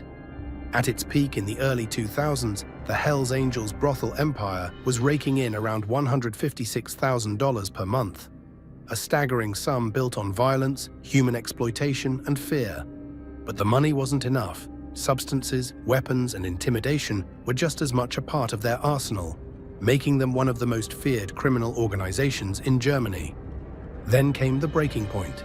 In 2000, the gang's iron grip was nearly exposed when one of their enforcers, Norbert Butcher S., savagely wounded a woman, a waitress, escort, and contraband courier, so severely that she tried to set herself on fire rather than face more abuse. That was the world Nikati thrived in. That woman, one of countless victims, became the first crack in the Hells Angels facade of untouchability. Butcher knew what was coming. The Angels put a bounty on his head, and he fled to Brazil, hoping to escape both the law and the deadly consequences of betrayal. But German investigators tracked him across continents, and under mounting pressure, he turned informant. The fallout was catastrophic. On November 1st, 2000, the Hells Angels' House of Cards came crashing down. 400 police officers launched a massive raid, taking down the gang's new leadership and arresting 17 key members across Germany, Sweden, and Poland. More than 50 kilograms of narcotics were seized, a fraction of the empire's true reach, but enough to put a dent in their operation. But the scars remained. Witnesses had to be placed in police protection, fearing for their lives. Those who crossed the Hells Angels knew there was no escaping their wrath. Eventually, as one empire crumbled, another was already being rebuilt. Nikati, a rising force within the gang, had learned the game well. He saw firsthand how power could be seized, how money could be made, and, perhaps most importantly, how to stay one step ahead of the law. He wouldn't make the same mistakes. In the middle of this chaos, Nikati knew he had to deal with his own enemies, the people whom he was fighting with, but who were always plotting against him. Nikati plots to end his enemies. You see, Nikati played it smart. Instead of waging an open war, he played the long game. He exploited the fractures within the gang, aligning himself with key players while staying just far enough away from the power struggles to avoid becoming a direct target. In the 90s, he was relatively safe, but in the world of crime, Nikati knew that sooner or later his time would come. The only question was, who would strike first? By this point, Nikati had spent years climbing the ranks, playing by the Hells Angels rules, until he decided he didn't need them anymore. But you don't just walk away from a gang like that. Unless, of course, you turn the tables. One fateful night in Cologne, Nikati did just that. In a move that sent shockwaves through the underworld, he and his loyal crew stormed the Hells Angels clubhouse in a ruthless ambush. When the dust settled, several bikers lay slain or critically wounded. It was a message, loud and clear. Nikati wasn't just leaving, he was taking his own piece of the empire with him. But breaking free came with a cost. The Hells Angels swore vengeance, and law enforcement now had him in their crosshairs. With enemies on all sides, Nikati had traded one battlefield for another. Law enforcement gets enough proof to take him down. They say crime doesn't pay, but for a while it seemed like Nikati had cracked the code. He had power, money, and an empire that stretched from Cologne to Mallorca. He was untouchable until he wasn't. By 2002, the law had finally had enough. A special police task force, led by Chief Prosecutor Jürgen Warten, had spent years building a case against him. The charges? Leading a criminal organization, human trafficking, armed robbery, exploiting escorts. The evidence? Years of surveillance, witness testimonies, and wiretaps. Once all the proof of these crimes was handed in court, Nikati's empire came crashing down. In 2004, the verdict was clear: 9 years behind bars. But if anyone thought that would stop him, they didn't know Nikati. Even in prison, his reach was terrifying. They locked him up, but his empire kept running. Even behind bars, Nikati allegedly still controlled the infamous Colosseum brothel in Augsburg, a criminal fortress generating millions. Deported in 2008, he was supposed to be out of the game, but police weren't convinced. His influence lingered, his network thrived, and his clan members were spotted in Berlin, rumored to be expanding his grip on the city's red light underworld. But then, Nikati did something that took his reputation from criminal mastermind to outright villain. Attempting to end the prosecutor's life. Some criminals take their sentences quietly. Nikati was not one of them. While locked up in Germany in the early 2000s, Nikati's grudge against prosecutor Jürgen Warten burned deep. This was the man who had put him behind bars, and Nikati wanted revenge. But a man like him didn't just wait for payback. From his prison cell, he reportedly hatched a cold-blooded plan: hire an Albanian hitman to eliminate Warten once and for all. The message? No one crosses Nikati and gets away with it. But just as the plan was unfolding, German authorities made their move. Bugging his prison visiting room, they intercepted his sinister scheme before the trigger could be pulled. Despite overwhelming evidence, Nikati walked free from the charge, thanks to mistranslations in the case's transcripts. But the fear lingered. Warten, knowing what Nikati was capable of, fled Germany in 2007, right after Nikati was deported to Turkey. Even behind bars, Nikati had proven one thing: his power had no boundaries, and his enemies had nowhere to hide. Now, if Germany thought deporting Nikati in 2007 would end his reign, they were incredibly wrong. A new era of Nikatis. Instead of disappearing, he rebuilt his empire, bigger, stronger, and even more dangerous. Izmir, Turkey became a land of opportunity for Nikati. Instead of fading into obscurity, Nikati became a powerhouse in the Hells Angels Nomads Turkey chapter. From this new base, he did what he did best, pulling the strings from the shadows. Germany may have closed its doors on him, but his hands were still all over Europe's underworld.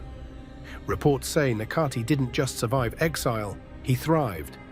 Here's the thing though, Turkey doesn't extradite its own citizens easily. That meant European authorities had their hands tied.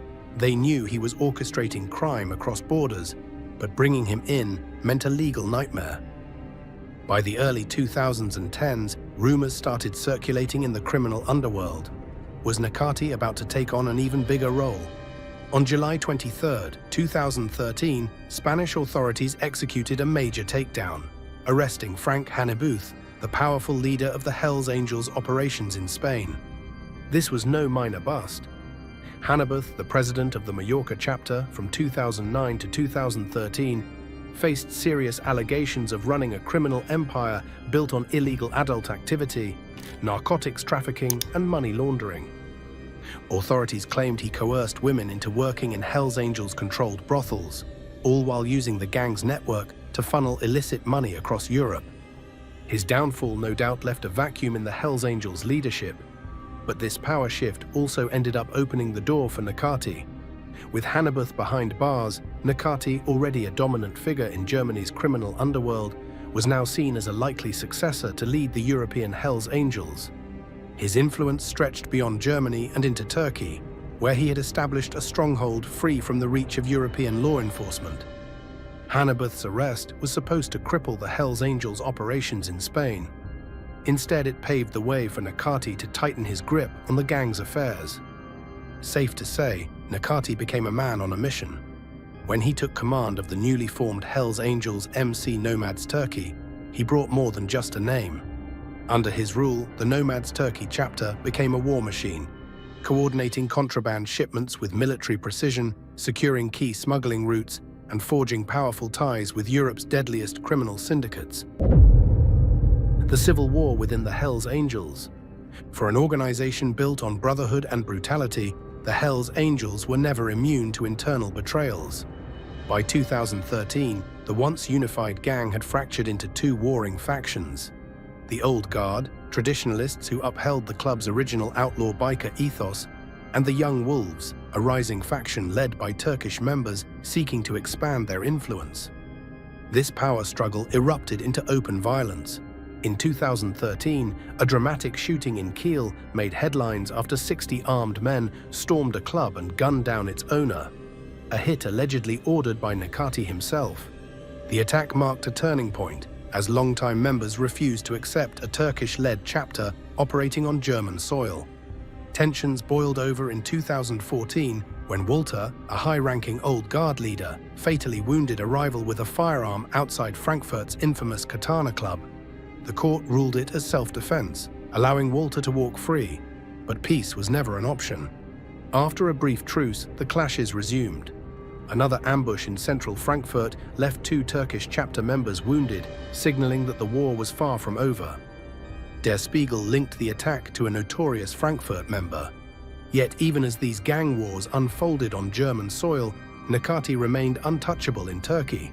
From his stronghold, he continued to call the shots, orchestrating violent power moves like a general directing a battlefield from afar. Now, as these events unfolded, Nikati's ambitions extended far beyond attacks on rival gangs or settling internal mutinies. The real horror lay in his grip on human trafficking, taking his trafficking operations further in Turkey. For years, Turkey's strategic location, bridging Europe, the Middle East, and Asia, has made it a prime corridor for human traffickers. When it came to Nikati, he mastered the trade like a dark art. His roots in exploiting escort services ran deep, stretching back to Germany, where he was convicted for running vast illegal adult operations. When he returned to Turkey, he brought something far more dangerous than experience. He brought efficiency. Under his command, the Hells Angels Nomads Turkey chapter trafficked people like never before. Vulnerable women promised safety or a future, found themselves ensnared in a nightmare they would never escape. Nikati's empire thrived on misery, control, and unrelenting brutality, turning human lives into a commodity traded in backrooms and border crossings. As Nikati's empire grew in Turkey, though, his reign of terror extended far beyond smuggling routes. Under his leadership, the Nomads Turkey chapter has built an empire fueled by violence and extortion. From Istanbul to Izmir, Ankara to Antalya, their influence seeps into the very foundation of Turkey's economy. Bars, nightclubs, construction firms, neighborhood shops, all of them lived under the shadow of the Hells Angels tax, a brutal protection racket that left business owners with two choices: pay up or suffer the consequences. Those who refuse face firebombed storefronts, shattered kneecaps, or worse, being made an example of in the most gruesome ways imaginable. At the same time, Nikati understood the power of alliances, and he built them with precision. Balkan cartels, Italian mafia, Eastern European traffickers, they were extensions of his reach. The Hells Angels in Turkey became a crucial link in a cross-continental network, moving contraband, weapons, and human lives with chilling efficiency. Violence and extortion across borders. Rumors swirled that he was positioning himself as the new mastermind behind the Hells Angels' European operations, running the show from the safety of Turkey. Investigators in Spain, Germany, and beyond were convinced that despite being physically distant, Nikati's reach extended deep into the red light districts of Cologne and other major cities. Legal barriers meant little to a man like Nikati. Using expertly crafted forged documents, he continued to slip in and out of Germany undetected, his presence more of a ghost story than a confirmed sighting. Cologne's entertainment districts remained under his grip, his influence stretching deep into the bouncer scene, ensuring that no club, no bar, no underground den operated without his blessing. At the same time, his notorious Nikati clan maintained its dominance over the brothel industry across the Rhine-Ruhr region, controlling high-end establishments like the infamous Colosseum brothel in Alberg.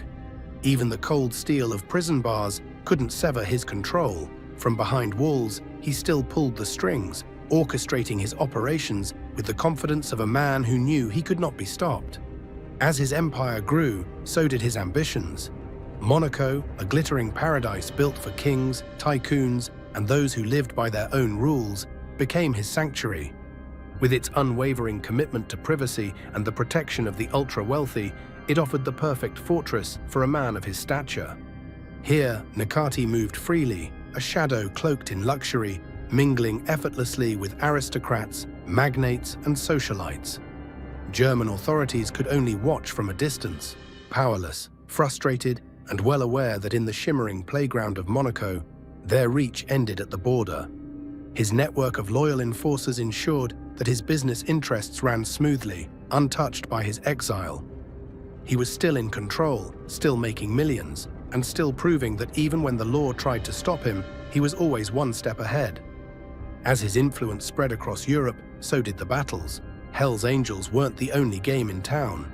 Rival gangs, especially the Satudara MC, were eager to carve out their own piece of the empire.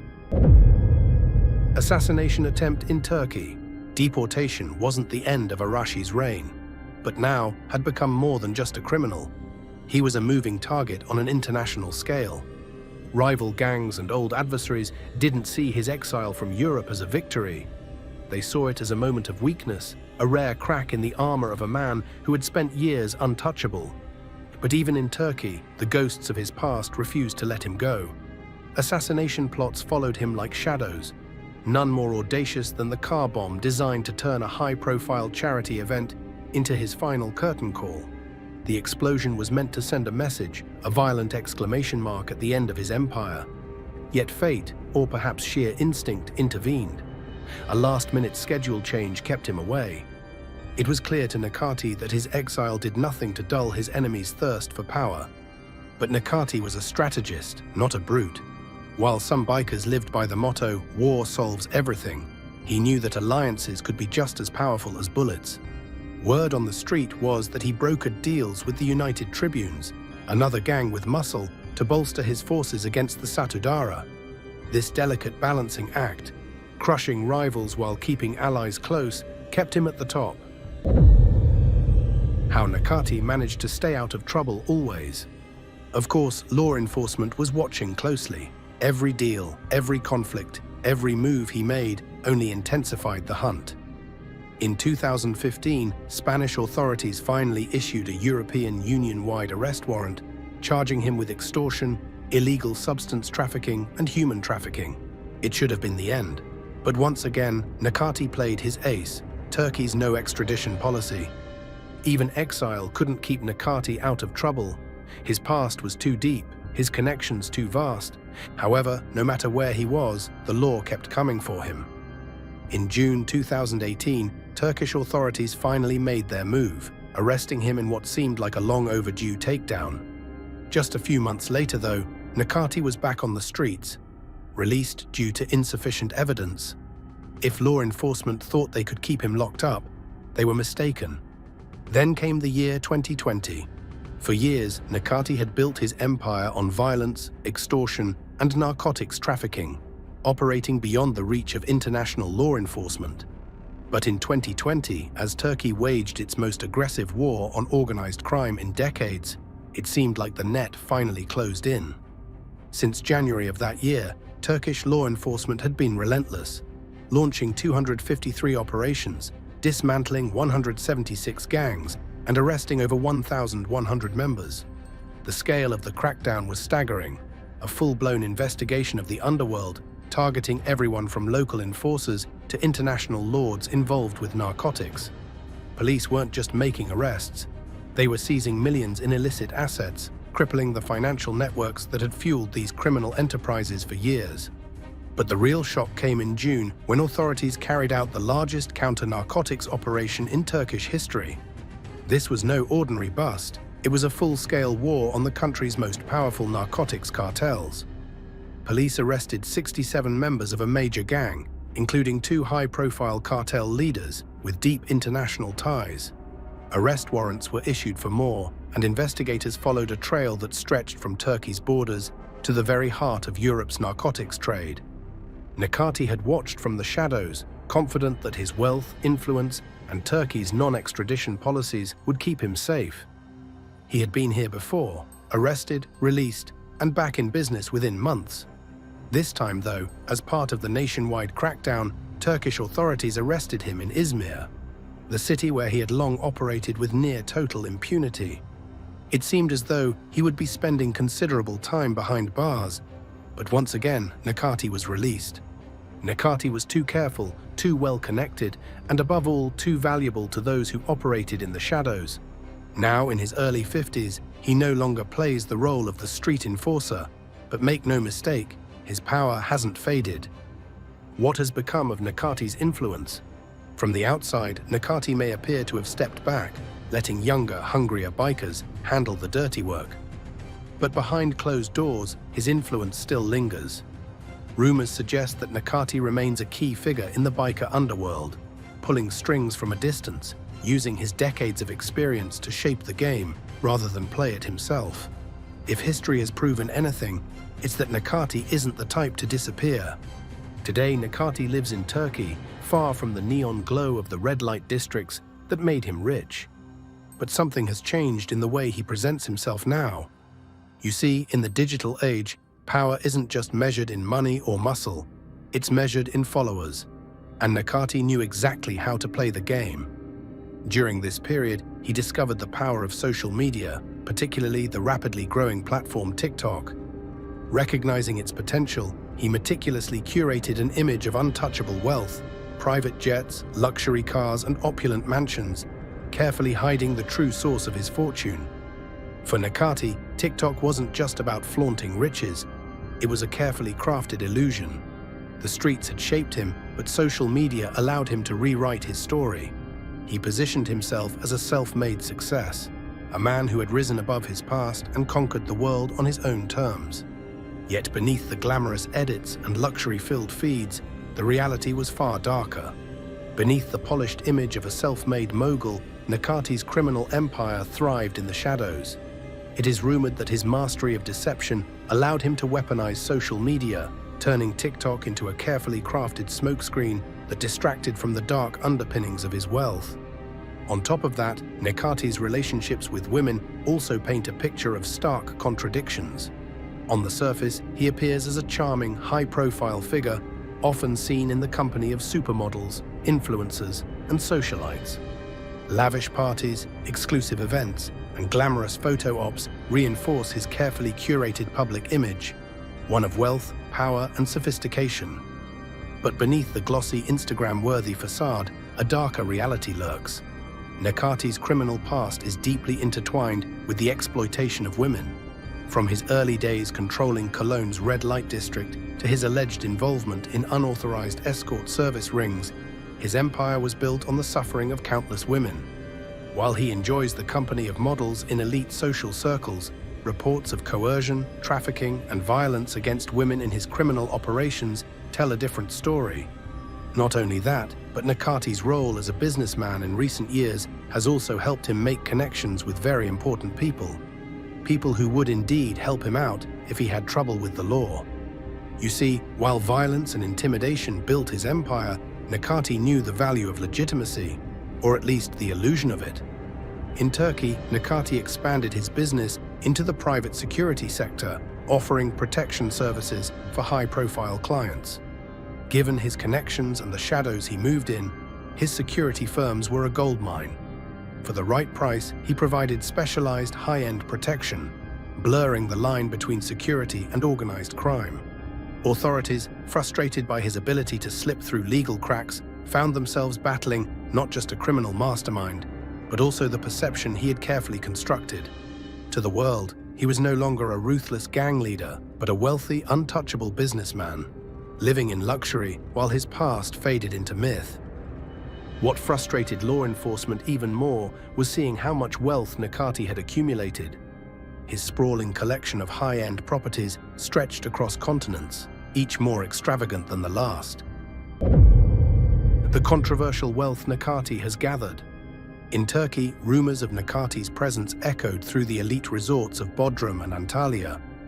Here, his rumored estates boasted private beaches, underground garages for his supercar fleet, and security systems that rivaled those of world leaders. But behind the luxury, these properties served a deeper purpose. Many people believe Nikati could be hiding wealth, laundering money, and shielding assets from prying eyes. For Nikati, wealth isn't just about indulgence. It's a weapon, a shield, and a statement all at once. Many believe his multi-million-dollar real estate empire isn't merely a show of excess. It's a carefully constructed network of safe havens spread across multiple jurisdictions, allowing him to operate in secrecy and evade law enforcement. Ultimately, estimating Nikati's net worth in 2025 is no easy task. His empire thrives in the shadows, his wealth buried beneath layers of front businesses, offshore accounts, and silent partnerships. Yet despite the secrecy, one thing is certain: his fortune has only grown. Experts place his net worth somewhere between $50 million and $100 million. But the true figure could be far higher. Contraband smuggling, human exploitation, extortion, and high-stakes money laundering continue to line his pockets, fueling an empire that refuses to crumble. Nikati has mastered the art of survival, adapting, expanding, and investing in ways that make his wealth nearly impossible to trace. Many argue that Nikati's attempt to reinvent himself online is nothing more than smoke and mirrors, a calculated move straight from the Hells Angels playbook. The club has a long history of members distancing themselves from their criminal past, only to continue pulling the strings from behind the scenes. Seeing similarities between Nikati and previous Hells Angels, one of the most well-known figures to walk this tightrope is George Christie, former president of the Ventura chapter from 1978 to 2011. Christie, once deeply entrenched in the Hells Angels' underworld dealings, pivoted towards diplomacy, negotiating with law enforcement and rival gangs. Over time, he walked away from the club entirely, rebranding himself as an author, consultant, and public speaker. Nikati, however, remains a different beast. There's no grand exit, no redemption arc, no public renunciation of crime. His name is still whispered in criminal circles, and his influence is still felt in the underworld. While Christie sought to carve out a new identity, Nikati's reinvention feels more like a strategic move to shift attention away from his growing empire. For those who know the history of the Hells Angels, the signs are all too familiar. Now, more than ever, the legend of Nikati has been fueled by the spotlight. Every arrest, raid, and courtroom battle has only amplified his infamy, turning him into a figure of both fear and fascination. The media, drawn to his ruthless rise and untouchable status, has ensured that his name remains etched into the public consciousness. Documentaries, investigative exposés, and sensational headlines have peeled back the layers of his empire, revealing the brutal efficiency of his operations. They've chronicled the brothels, the extortion rackets, the smuggling routes spanning continents. To some, he's a criminal mastermind. To others, he's a ghost that law enforcement could never pin down.